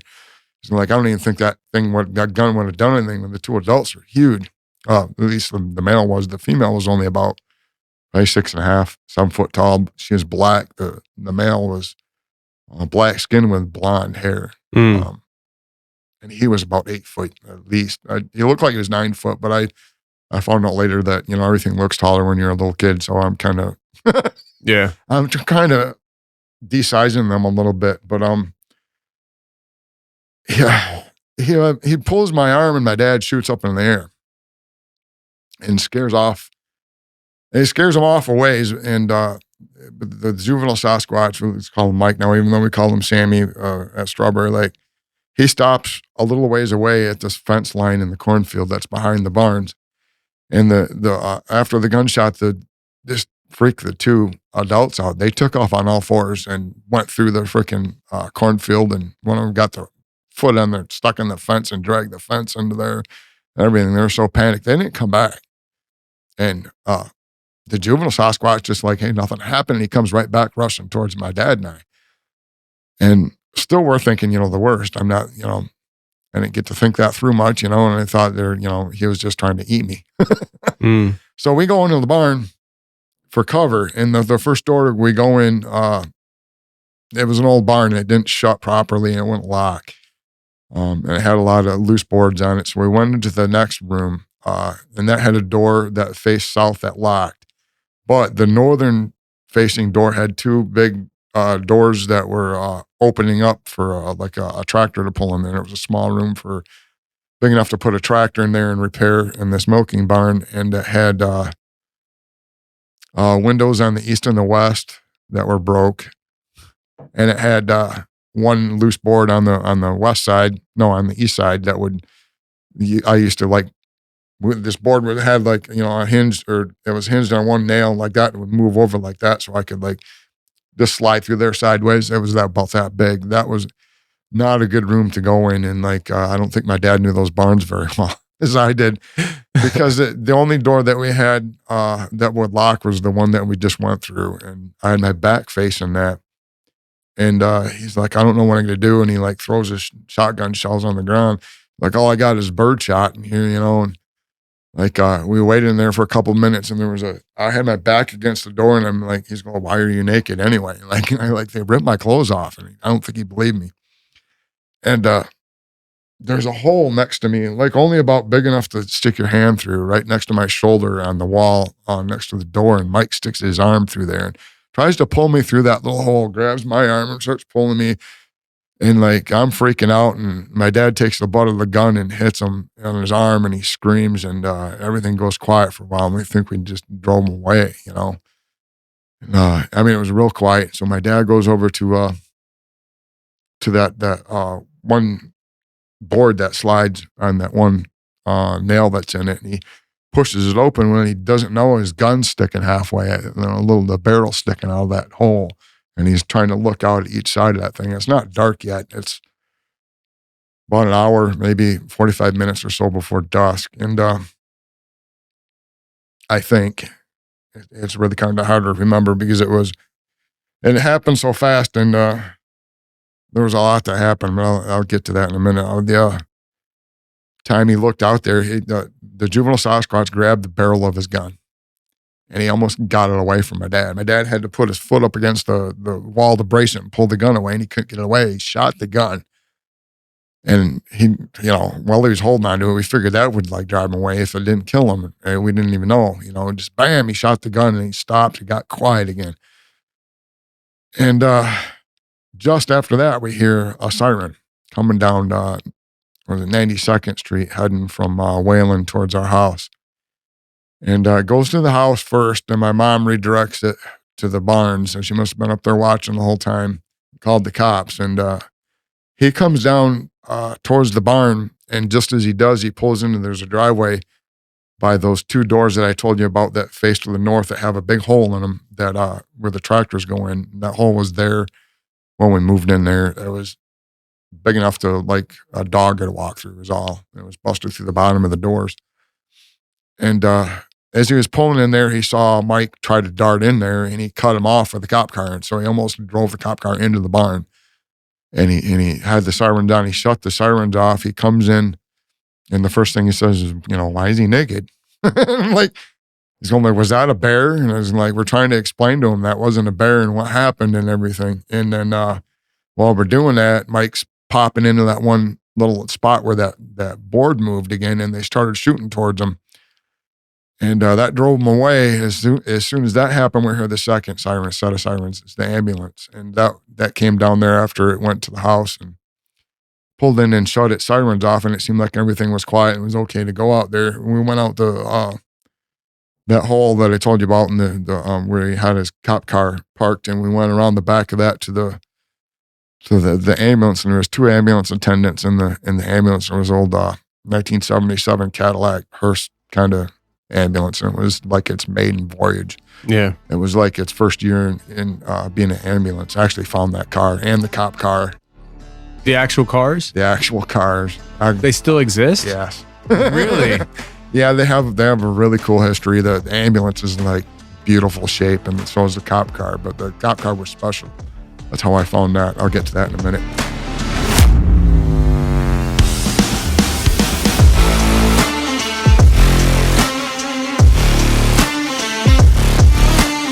And for our last sponsor today, we have HelloFresh. Hello, the good. And I love HelloFresh in the holiday season because it makes my life freshingly easy. Is that corny? Probably corny, but I don't care. Listen, I've been talking about HelloFresh for quite some time. And right now during the holiday season, I don't know how it is for everybody else's lives, but for my life in the month of December, it's extremely busy because my wife's birthday is the 16th. My son's birthday is the 8th. And because those 2 birthdays are in December and Christmas is in December, we schedule a lot of family activities in December. I'm talking about going to see Cocomelon and unicorn shows and Christmas lights and all this stuff in 1 month. And it gets exhausting. And I think I'm tired already just thinking about it. And I need to save some time. Enter HelloFresh. HelloFresh is going to save me a lot of time. It will save you a lot of time too, because during the holiday season, when your calendar is filling up, making cooking simple and quick is HelloFresh's specialty, and you want to hop on that specialty train. Hosting for the holidays, no problem. If you are one of those people that like hosting parties, but you also like, I don't got a lot of time this year, I don't know if I'm going to be able to host a party, enter HelloFresh. You can make HelloFresh food. All the pre-portioned ingredients are going to be delivered right to your door. It's going to be cheaper than going to the grocery store. You're going to have a better recipe than going to the grocery store, and your guests are going to love it. Absolutely. And all this can be yours, friends. All this can be yours. Just go to HelloFresh.com/confessionals18 and use code confessionals18 for 18 free meals plus free shipping. Go to HelloFresh.com/confessionals18 and use code confessionals18 for 18 free meals plus free shipping. Listen, don't go hungry during the holidays. Be glad that Randy didn't get eaten by Bigfoot. Now let's get back to Randy right now.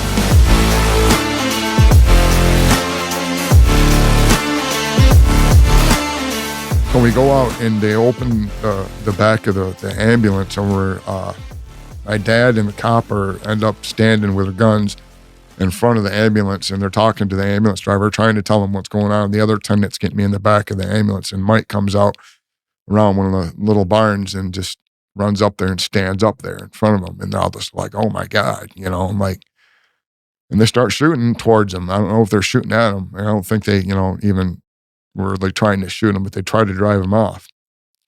And he comes back again. He didn't even go very far. He just went back by that cooling barn and starts looking around the side of there. And the cop figured by that time he's going like, well, he didn't like the sirens. He turned on the sirens of the cop car and the ambulance, and it drove them off.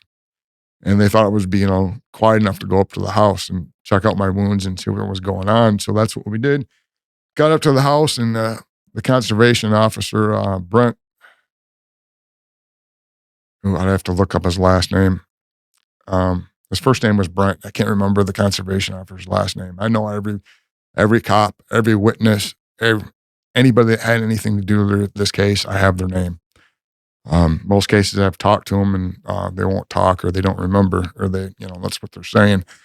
But as the attendants were checking out my kind of superficial wounds, they said that I had to go get stitches, and they patched me up as best as they can. And we hear gunshots from my neighbors, which is a mile down. We could still hear it, but that was because he had a 30-30. And the cop and the conservation officer are in my mudroom, and they get the call down there. They're going like, we're getting neighbors are calling us down there. We got to go. And they took off down to there. And after the ambulance attendants were done with us, then I had to go to like the emergency room, not right away, but I had to go get stitches. The cop was pulling in to my driveway as he left my neighbors. It was a state police officer, and he was driving a 1977 blue Pontiac, what was it, Grand Prix? Yeah. And he had a 455 in it, and it wasn't his car. Found out the history of it because it was a Pontiac, and that was the only car I knew because we had a Pontiac once when we went camping. What year was it? It was a 77 Pontiac. It's just a small, wild coincidence. 1977 Pontiac Grand Prix was the very first car I ever had. Oh, no shit. I'm not kidding you. and I still regret getting rid of it because it's such a beautiful car, but I couldn't afford the gas. Yeah, they were gas hogs. I think it had a 305 engine, I think. No, this one had a 455. It was special ordered. And I found out because when the cop pulled in our driveway as we were leaving, he's going like, well, when I came from the Wayland, state police post, I was on my way home.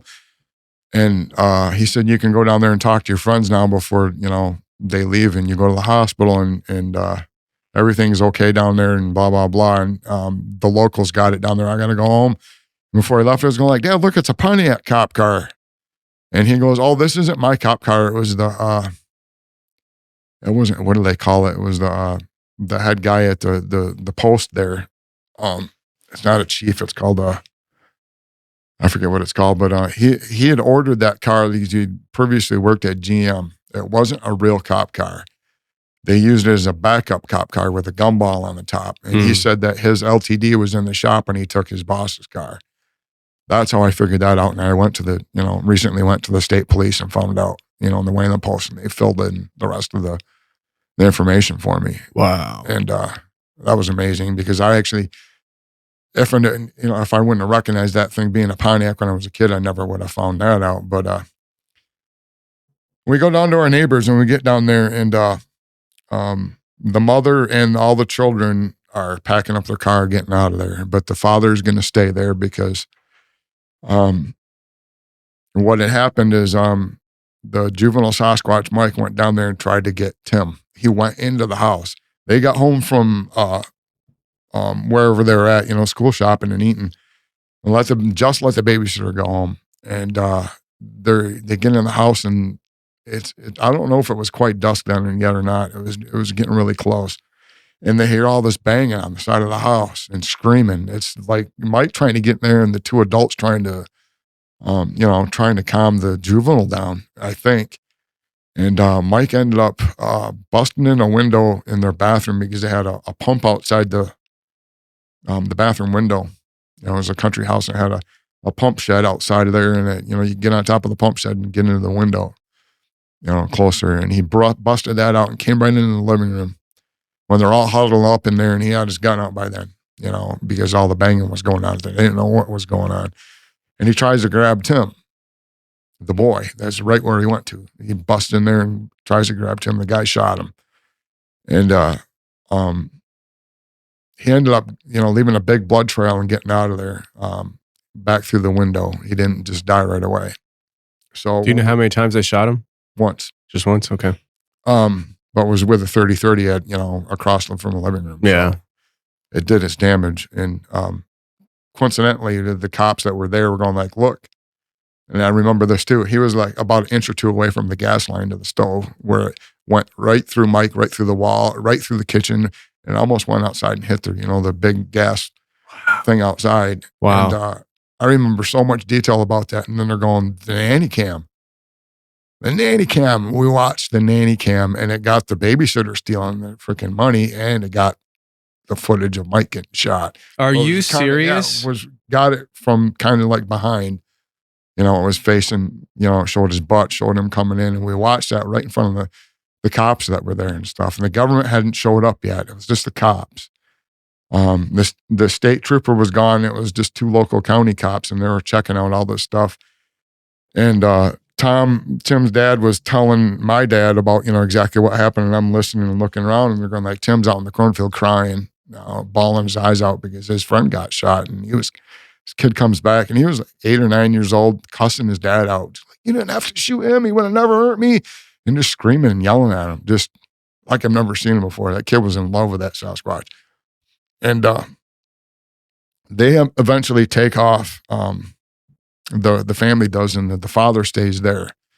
The government gets there and starts talking to him. I got to leave to go to the hospital and get my stitches. And I returned the next day, I returned home, and the next day, the family's gone, and Tom, the father, calls me up and says, this is early in the morning, he says, well, the government's going to come back, but I went, and the crook ran right behind the house. He was going like, I found the body. They couldn't find it because by the time they got there, it was dark. And they were going to come back. The government was going to come back with bloodhounds in the morning, which they did. But he had called me up before the government got there, and he says, I found your hairy friend in the creek out back. You want to come see him before I turn him in? And I said, yeah, sure. So I started walking down there in the morning, told my parents I got down there. And the neighbor kid, Brad, I think he was like 12 or 13. He was in junior high already. He met me at the boy Tim's house. The father was Tom, and there's like, he's not here. He's over at our house. And just the one boy, Brad, was there, and the rest of the family was gone except for the father, school shopping again. So it was just those 2 and Tim's dad, and they had heard all the commotion the night before, but they didn't know what it was. And I get over to the neighbor's house, and the neighbor's house sits up on a big hill, and it overlooks the other neighbor's house. And they had a pole barn behind there with a picnic table, and they had Mike's body stretched out on the picnic table there, and they're looking it over. Who's looking him over? This would be Tim's dad, the 2 fathers, the neighbor father, which is his name's Bill. I can't tell you his last name. Even though he's deceased, the kids are still alive, and I'd really love to mention their last name because they. No, it's okay. No, yeah, I don't want to. What they did to me after this, just like, and they're still, they've set out to, like trying to ruin my life, like for decades. I'll get to that, but the body's laying out there. I get over there, and they're checking it out, and there's a line of bushes alongside of the pole barn that the picnic table is sitting next to. And we started examining the body, and the first thing they look at were they opened the teeth, or opened the mouth and looked at the teeth. And when they opened the jaw and slid it down, we're looking at the teeth, and the gums were like a dog's gums, like the pink and black. Yeah. There's multiple colored pink and black like that with spots all over. The tongue was black. All the teeth were blocky like a Neanderthal, because that's actually what, I'll get to that, but that's actually what the Native Americans told me what they are, is a Neanderthal type thing. I don't know if they're exactly Neanderthals, or the way they explained it, it sounds like exactly what it is. And I'll get to that. The teeth in the far back on the upper part of the jaw, which I do not think were connected to the skull, like normal teeth, slid down. When you slid the jaw down like this, these teeth back here would slide down, and they're big like canine looking things. So as the bottom jaw would go down, these things would protrude out. Yep. Okay, almost like a reflex. Yep. Okay. While he was dead still, they would move down with the jaw, but they weren't attached to like the skull. They sat back behind these teeth back here, way back here, like they weren't really effective at doing anything. Mm-hmm. But these people thought, oh my God, people got to know about this. This is dangerous. And well, he saved my son's life and all this stuff. They said, from trying to get him away from him. But they decided they were going to, the other family, the second family, The family that didn't know what happened and they were school shopping. Yeah. Okay. This family. Okay. Okay. These two families decided, these two guys decided they were going to keep the body at that point and take pictures of it. The second family with Bill and Brad, not Tom and Tim. If I could use their last names, it'd be less confusing. Yeah. We got like 5 Mikes, a couple Sams. You know what? Everybody was named like the same back then. It was a whole bunch of Randys and Mikes. I couldn't even tell you how many Dougs and freaking Bobs I knew. I believe it. That's why people have such weird names now, folks, is because all that crap. It was really confusing to have 5 Mikes and freaking. So your generation grew up and like, we're going to be a little bit more creative with, with the kids' names. But as we're checking it out, the adults showed up. And they started screaming and stuff like that before we did anything with the body. And the one guy, Bill, wet his pants, and the other boy and I ran back to the house, and those 2 guys were standing there. For some reason, Tom had brought his gun, and he picked up his gun and started shooting at, in the air, and drove the adult Sasquatch away. And me and the other boy are already up to the house, ready to go in the house. Okay, so all right, so I just need to clarify here again.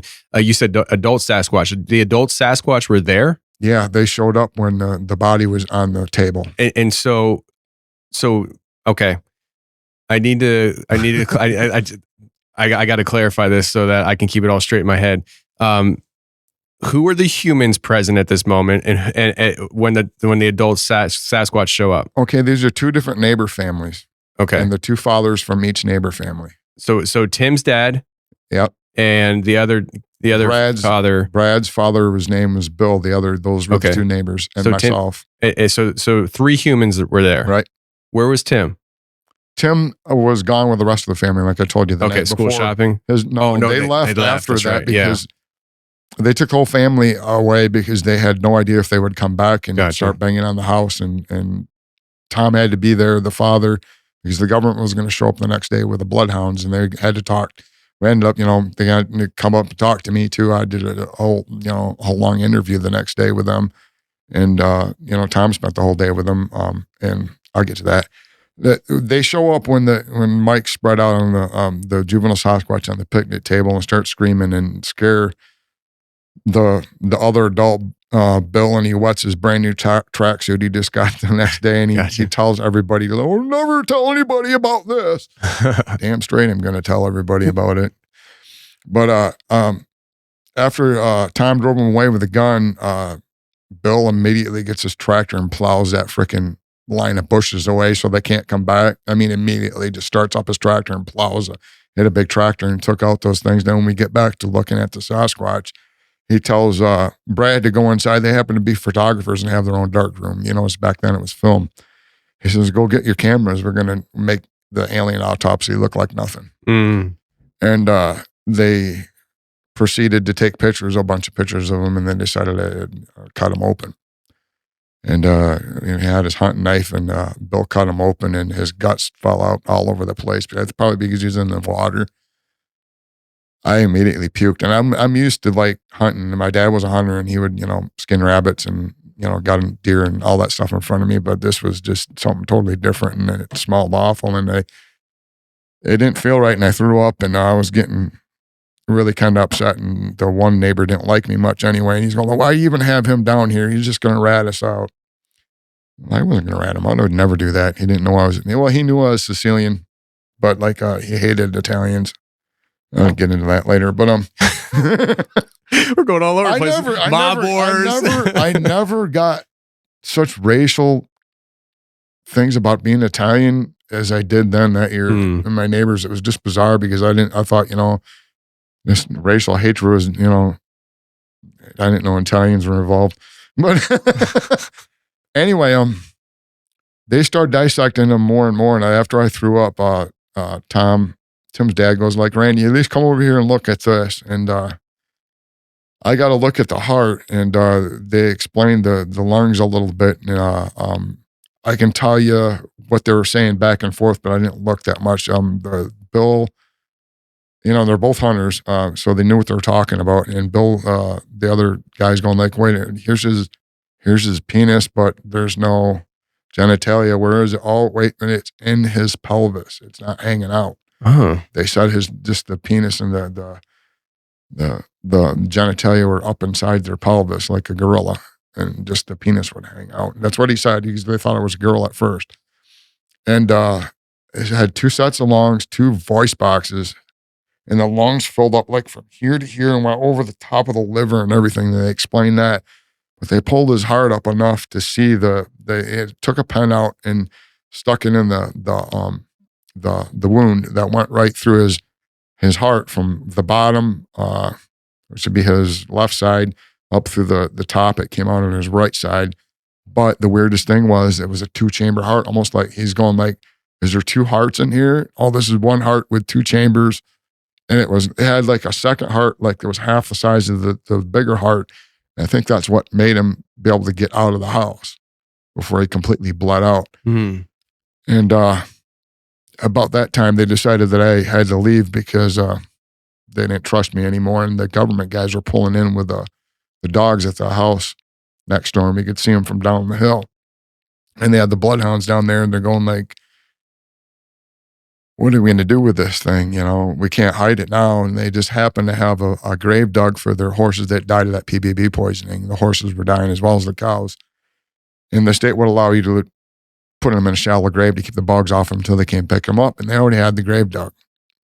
And they're going to put Mike's body in there. They put lime on top of it. I don't know why. Dissolve it. I don't know what. They chopped his right arm off at the forearm and put it in a bucket in the pole barn before I left, and they started filling in the hole and putting the horses on. When I left down to go distract John Redcorn and the other people, that's what they sent me down there for. And I went down there and I talked to him. I did distract him, and he goes like, well, what you doing down here? I was just talking to Tom, Tim's dad, and blah, blah, blah. And, well, I got to give you a ride up to your house. I got to talk to you about this anyway. So it got him away from the house. We had to do a lot of interviews and talking like that, and they had the government had no idea that they had the body up there at the time. Well, what happened, the Labor Day weekend went by. They developed the pictures over the weekend. The one boy that was like 12 or 13, I think he was in 7th grade, however old that is, probably 12, he took the pictures to school. They told us not to talk about it after the government left. Says, don't talk about it. They didn't have any, all they said was, we'll do something about it if you talk about it. And we just thought they were joking. And that's how I knew, like when I drew the picture of what happened in their house, the neighbor's house, with Tim and his family, I knew exactly where everybody was because I went down there, but where they're positioned in there, they told me, and the next day we're talking about it at the school in the school bus. And we're all like, I was here, I was there, this was happening. And I knew where everybody was when I drew it. And then he brings the pictures to school. He gets caught with them. The biology teacher did something, and I get called down to the principal's office, and I'm in elementary school, and I go down to the elementary school office, and Brad's sitting there, which he's in junior high, and he's like, you say anything, I'm going to kick your ass. I'm not going to say anything, and I never did, but they bring out, they took a picture of me when they were taking pictures. They took a picture of Bill, Tom, and I, because Brad was taking the picture with holding the body up. And they saw that picture and they're going like, well, this is him, and they sent me back to class, and I didn't think there'd be anything more about it. And I went and through the whole day, we get in the school bus, and we go home, and the school bus would go by their houses first. And they get off, and they had 2 cleaning vans, carpet cleaning vans. And I actually got the company right too, because I remembered the logo and everything. I even called the company up and tried to find records of it, but they weren't cooperating. But the picture that I drew is the vans that showed up and the actual company that, what happened was, we went to those 2 houses. There's 2 cleaning vans in each of those houses. And the bus driver's going, oh, you guys are partying a lot over that freaking holiday weekend. Oh boy. And I thought, well, maybe they did have a party on Sunday. I wasn't down here on Sunday, it wasn't. And the kids got off the bus at the same time. I didn't get to, talk to them about why there's cleaning vans. I get up to my house, there's cleaning vans of the same thing up there, 2 of them. And I'm like, I'm 10 years old. And I'm like, something's not right. Especially I get off the school bus. I took about 3 steps towards my house. My house wasn't too far from the road, and the curtains closed. There were shades, actually. Like, As you approached your as I house? approached my house, and I could see silhouettes of several people in there. And I thought, well, maybe they're just cleaning. Something's going on. And like I get up alongside of these vans, and I can see in my kitchen window there was National Guard in there. I could see see them clearly. I just ran. I ran like hell, but they came out of the house and tackled me, brought me back in. Were your parents home? Yeah, my parents were being held at gunpoint. At gunpoint? They were there. Turns out they were there all day with the neighbors, questioning them, and they couldn't get anywhere. And this guy, John Redcorn, or his name is Jerry, he was getting really upset because he couldn't get anything from the other people, and he thought my dad and I were involved in hiding the body. So he went up there, and after he'd spent the whole day trying to drill the other guys, and like that was another thing, is my dad was home from work that day. I knew something was wrong. His car was in there, and they somehow got him, out of work and home. And same thing with Tom and Bill. Their cars were there, and that's another thing that stuck out. And they dragged me in there, and there's a whole bunch of National Guard in there, and Tom and the other guys, Bill, my neighbor, they're just both said, "Don't say anything. They're just gonna question you, and just don't say anything." The guy's going like, "Oh, he's questioning me. He's going like, I'm not a cop." He's going like, "You just can't sit there and be quiet. This is not going to work with me." After he started questioning, he was getting pissed off. And he goes outside, and he comes back from his car with a briefcase, a black briefcase, and he sets it down. And he opens up, and it's got a whole bunch of needles and sodium pentothal in there. And I just still thinking he's using it as a scare tactic. He has me taped down to a chair with my dad's duct tape, and he's questioning me. He has my parents in another room at gunpoint, and he dragged them off. And there's 3 National Guard behind me, and then there's 3 over on that side of the room. And the one guy, Agent Jerry, I'll tell you about him later. I can tell you his whole career. He tries to go along with the procedure, and I'm starting to freak out when he's actually going to go along with this sodium pentothal thing. And 3 of the National Guard are like, "Oh, wait a minute, what the hell are you doing?" And they're going like, "I'm going to do what I want, and you're under orders." And they're going like, they drew guns on the guy. 3 of them did. And then all of a sudden, they all drew guns on each other. And there was more bad guys than there was good guys. And they took the 3 National Guard out of there. And they're going like, "Fight, fight, fight." The whole way they're getting pulled out of there. They threw them in the van and took them off. They were telling you to fight? Yeah. And they took those guys away from there in one of the cleaning vans. So we're down to 1 cleaning van.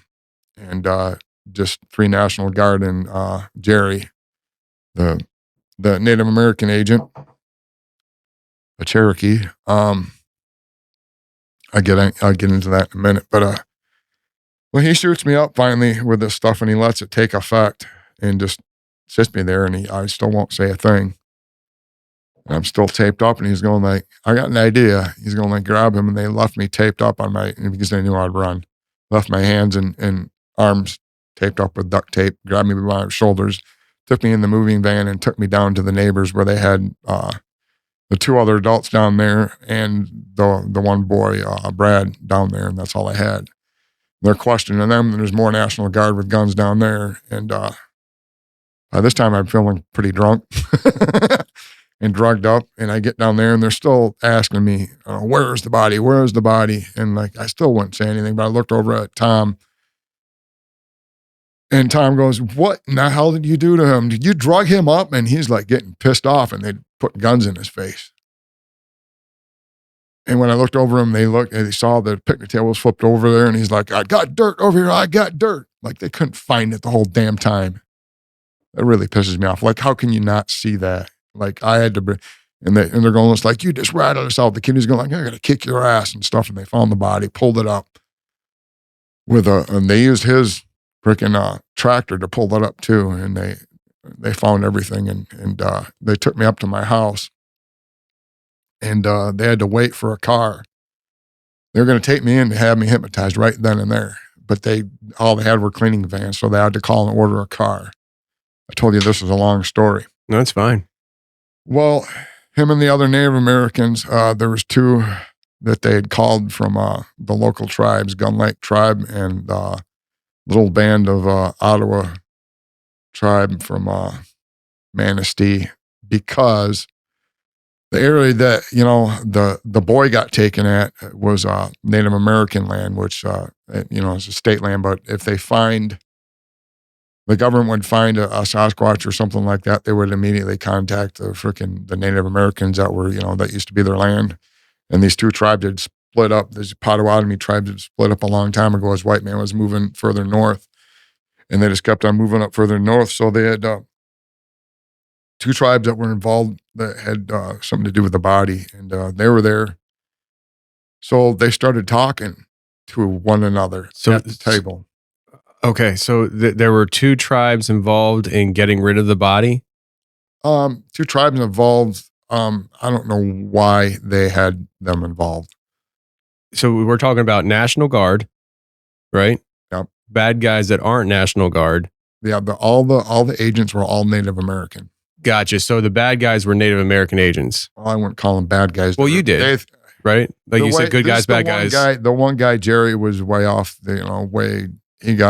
I'll get to that, but he got let go for all of what he did. But I'm trying to keep everything straight in my head. So we got National Guard and Native tribe. Right. But when I was back at my house, it was just the Native Americans and me and waiting for the car. They're talking to each other about the case.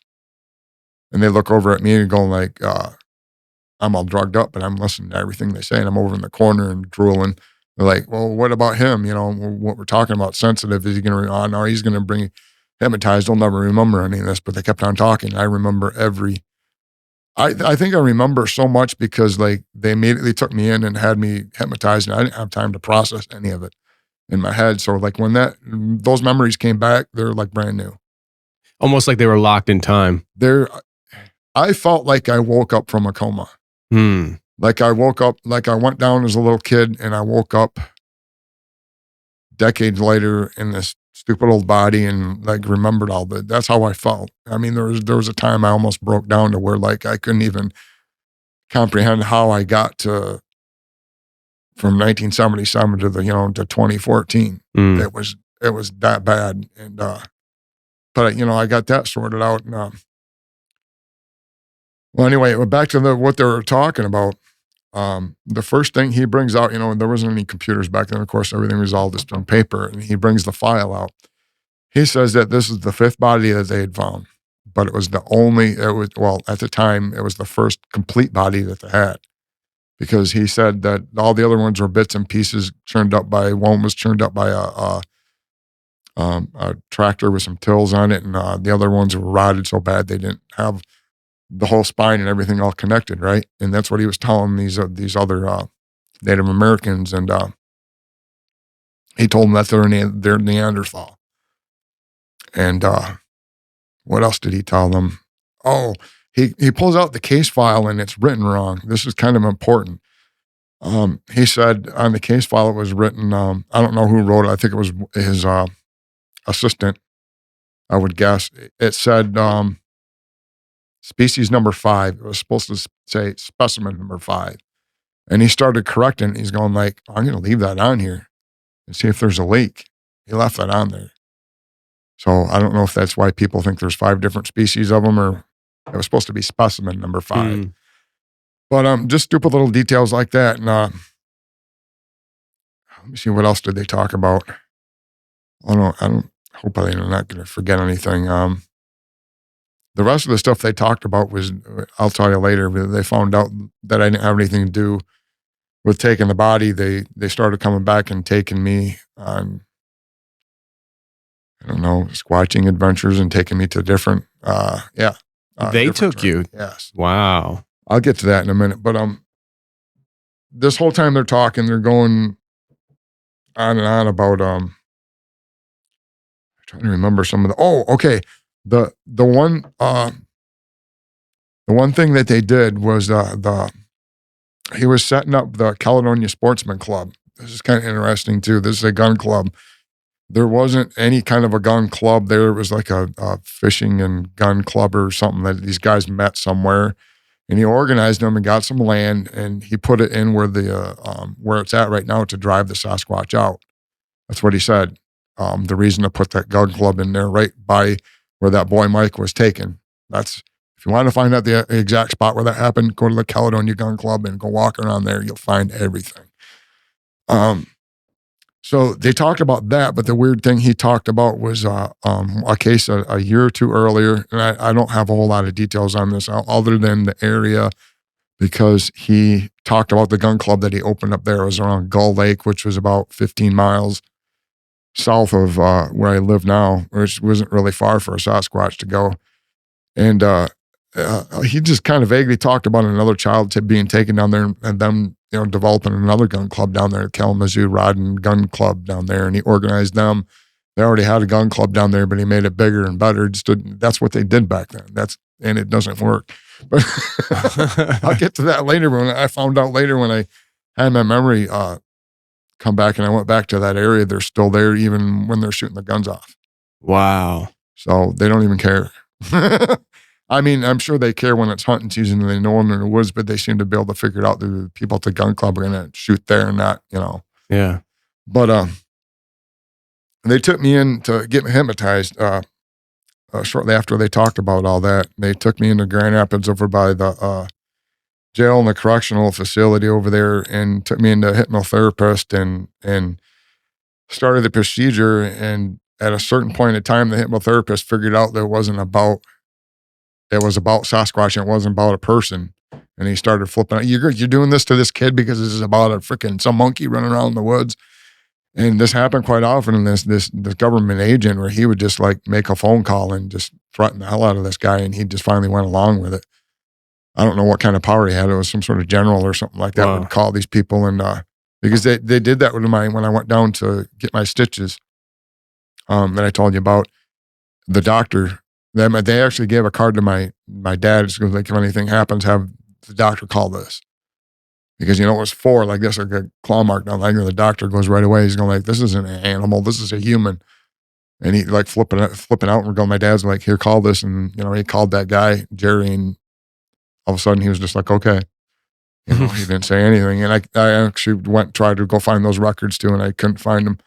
I even actually had a nurse go in the basement down there and look through all the Rolodex files and stuff like that. She couldn't find anything either, but they had a long time to cover everything up. I found their tracks though. I get to that later. I mean, they stole microfiche, newspaper articles in the news footage, and I found their empty spots and their little notes they left behind. Wow. Took pictures. I mean, it took me years. I went down to the state of Michigan. I went down to like all the local newspapers, looked through all their microfiche and all their leftover newspapers I had for years. I would spend hours and hours a day doing that just to find all the evidence. And anyway, they get me in there and they get me hypnotized. Somehow the neighbor kids find out that I got hypnotized. They took advantage of that because they weren't brought in yet to be hypnotized for, I don't know what the period of time was. Maybe a week or so, maybe 2 weeks. But their dads got arrested for, hiding the body. And hold on. They got arrested for hiding the body. Yes. What's the charges? I mean, the hiding charge Sasquatch? The newspaper article for the court hearing for the one guy was called hiding, burying and disposal of a wild animal. That's all it said. Well, you can't go into the woods. It's kind of a legit thing. You can't go to the woods and take a deer without a license. Sure. It's the same thing. They think that, Sasquatch are like all the animals in the woods and they belong to the government and you can't kill one of them without a license. So that's what they charged him with, which wasn't a big charge. But yeah, all the kids were mad that their dads got taken away. They beat the ever living crap out of me the next day in the bus. And they knew I was hypnotized. I don't even know what they were even talking about. They knew you were hypnotized? They knew I was hypnotized to forget about it, and they still beat the crap out of me every day. They would like lie to all the kids in school. They made my life a living freaking hell. Even the government agent later told them, he was like, you should put him in another school, and my dad wouldn't do it. He didn't care. He blamed me for everything that happened and hated me ever since. Who? My dad. Your dad did? Yeah. Your dad hated you? Oh yeah. I haven't talked since I was 13 after that. Really? I get to that, but he blamed me, because they took my mom, and when she came back, she was abusive before. She was just a nightmare when she came back. She wasn't even the same person. And that happens to some of the people that get hypnotized. They just don't deal with it well. They took me back. I had to deal with all those kids harassing me, beating the crap out of me. I didn't have any friends left in school. That went all the way through junior high and high school. The Native Americans found out, they didn't have anything to do with actually taking the body. It wasn't my idea, so they started getting a little bit more friendly with me.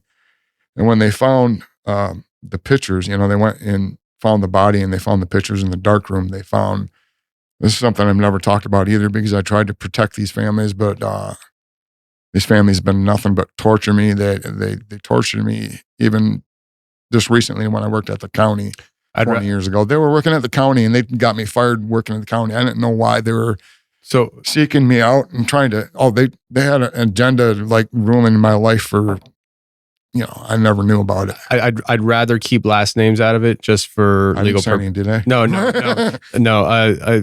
Since we're on the topic, Mike Karn, is that somebody that's okay to have the last name in? Because I just don't want to be sued for defamation. To find him. He isn't going to sue us or anything. Okay. Mike and Russell, I already told them about it. The Mike K, the other kid that I went to the woods with, I found out I was talking to for years, and he was giving me all sorts of false information. Okay. I'm kind of wondering, I just dropped him. I was going like, after so many lies, I just told him to go to hell. I just never talked to him again. And I was talking to Tom for a long time too. And then I figured That's Tim's dad, right? Yep. I was telling him everything that was going on until I started figuring stuff out too. And I told him I can show you that. I got it even on my phone. Him talking to me the last time he talked to me. I said, I'm gonna pull the plug on this one, or whatever you want to call it. I'm gonna name names. And he goes, well, you can't threaten my friends and family and all this and blah, blah, blah. And I said, sue me, I dare you. I said, I have so much stuff on you and your family, you wouldn't even know. You would never, ever get out of it. And They won't. And the agents, I have everything on the agents. I have addresses, I have names, I have, all the wonderful things that they did. But let me see, where was I in this story? They found pictures when they went to find the pictures of the Sasquatch. In the dark room, they found other pictures of neighborhood kids that were naked. That's what they're holding over them. And I'm not supposed to talk about them or that. And so there was more. The other things that went on with these couple sexually delinquent freaking the older boy and Tim's older brother and the one Brad kid, and the stuff they did to kids and tried to do to me and other kids in junior high and stuff, that brought the freaking government back in, because they were kind of watching over us for a few years. And but that's another story. That's just my little hell. I don't even know what the time frame was when they started. These two local tribal people guys. One's name was John, and the other one's name was oh my God, they all start with J's. I'm gonna need a break or something here in a minute. It's fine. But both of them started coming around. The first thing I remember was them picking me up, not knowing why they picked me up, and let my parents would always let me go with them. We're going to go bury the ashes of your friend, they said. I'm like, what are you talking about? I had no clue what they were talking about. They took me back to that spot where the boy got taken, and they had the ashes from the hand, supposedly, that this guy Jerry had made, and sent these other two guys with him and just spread the ashes. And we had a little Indian powwow ceremony where they had drum and feathers and all that stuff, and they went through the whole 9 yards with that thing. And they take Sasquatch very, very seriously. Yeah. And they kept on coming back, and they would take me out squatching, I guess you would call it. And They would do that in between some of the other local tribes, like the Chippewa tribe up by up north of us, and a bunch of other tribes in the UP. They took me to all of them, and that's why I know with their Neanderthal, they would repeat the story over and tell the tribes that we found this body, it belongs to us, and like this is what they told them. They said it was the first complete body, and that it's going to have a scientific name behind it. That it'll never come to light because of what the other people did. Because the scientific name supposedly for Sasquatch is the scientific name for Neanderthal, followed by those other two families and my last name, very last. That's what they told me. I don't know if they're lying or not. If they wanted to tell me that as a kid to keep me, from not talking, I don't know. They're never going to seem to come out with this, but the other families been trying to hide it the whole damn time, and that's why. This guy Tom actually worked with me at the county, and he was a commissioner, and I was just a maintenance worker there, and he just made my life a living hell. Got me fired from my job, and I finally figured it out who did it and stuff like that, but that's that story, I think. I don't think I missed anything this time. How long has it been? Well, we are over 3 hours. We're working on the third hour now. So it's been 2 full hours. No, but it's fine. Listen, that is an incredible story. It's incredible how it's come together. You recalling it. This is literally like a halfway point, because now you shared your memories from your childhood, how this all started. And there's a whole other side of this now as an adult, you tracking these things down and stuff. I mean, intertwining, like it seems like from what I've gathered, there's people still trying to hide the truth, and there's you trying to uncover the truth. And let's take a break. Okay, good. And let's go out and get some lunch, and then we'll come back, and then we'll do the overtime where we'll just do more conversation and have you share what you've been uncovering since this memory dump it's almost like a download has been dumped into your brain. So yeah, it's kind of awful. Yeah. I mean, I can't tell you how much torment they put me through high school and through junior high and stuff. It was absolutely awful. I don't even want to tell you.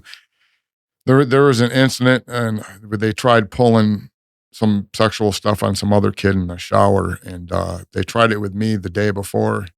This is in junior high, and it didn't pan out too much. But they knew it happened because this other kid, they tried something with him, and they ended up breaking his leg in the shower. Wow. And it just blew up from there. Those two kids, the two older kids, got sent to detention or something like that, like a lockup, out of school for months. It was like, God, that was like so many years of my life that just took up, and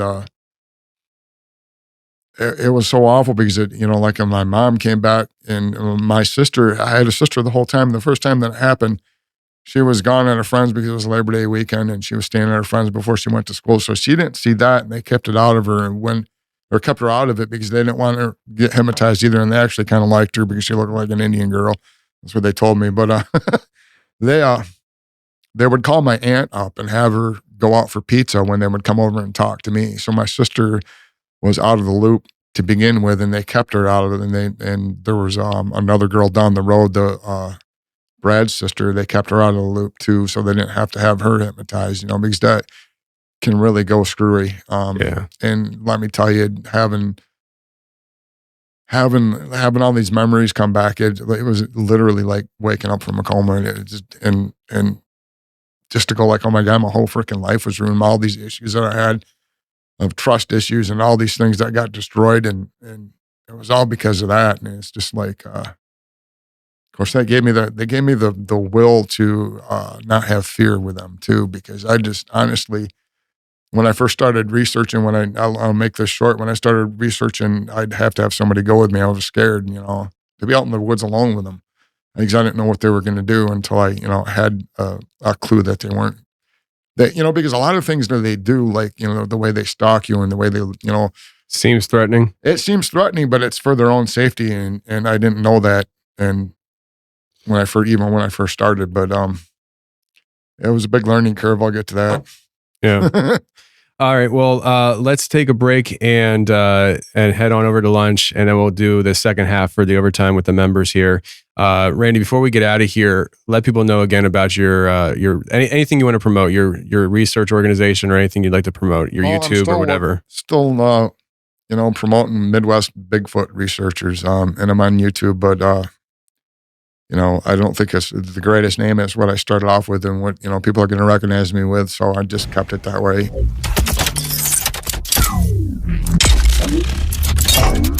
Well, that's episode 500. I really hope you enjoyed it. I know I certainly enjoyed sitting down with Randy and talking to him about his story finally on the Confessionals. If you want to check out his links, they are in the description below. Speaking of links in the description below, I added a link down there. It is a Linktree link for all the equipment I use in my studio. Not all the equipment, but a lot of the equipment, and I'll add more as time goes on.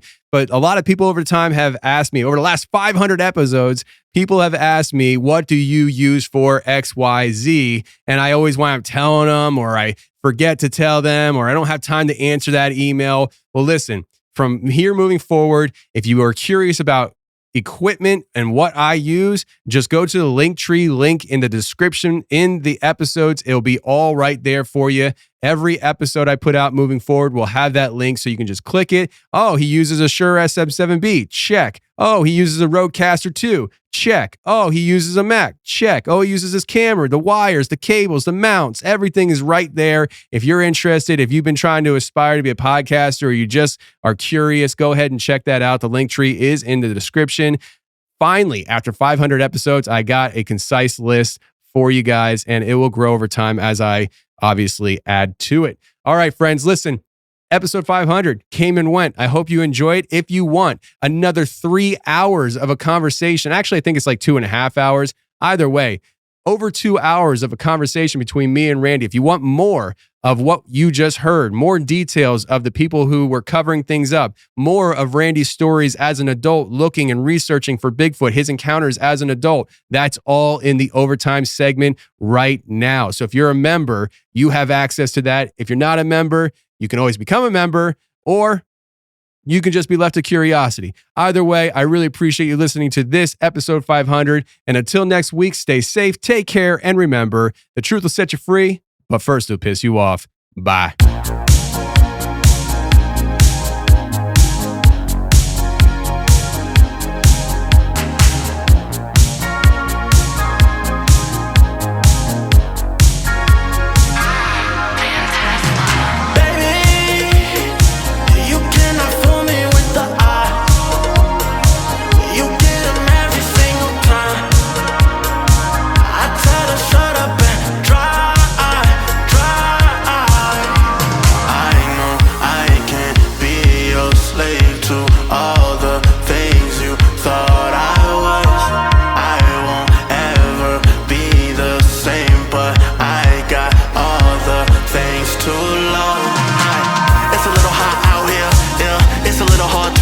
Away from enemies, from revenge be near.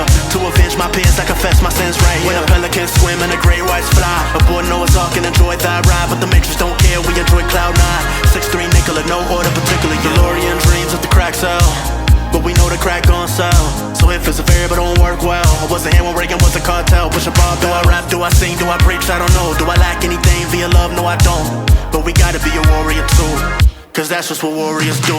Baby, you cannot fool me with the eye. You get them every single time. I tell them shut up and dry. Baby, you cannot fool me with the eye. You get them every single time. I tell them shut up and dry.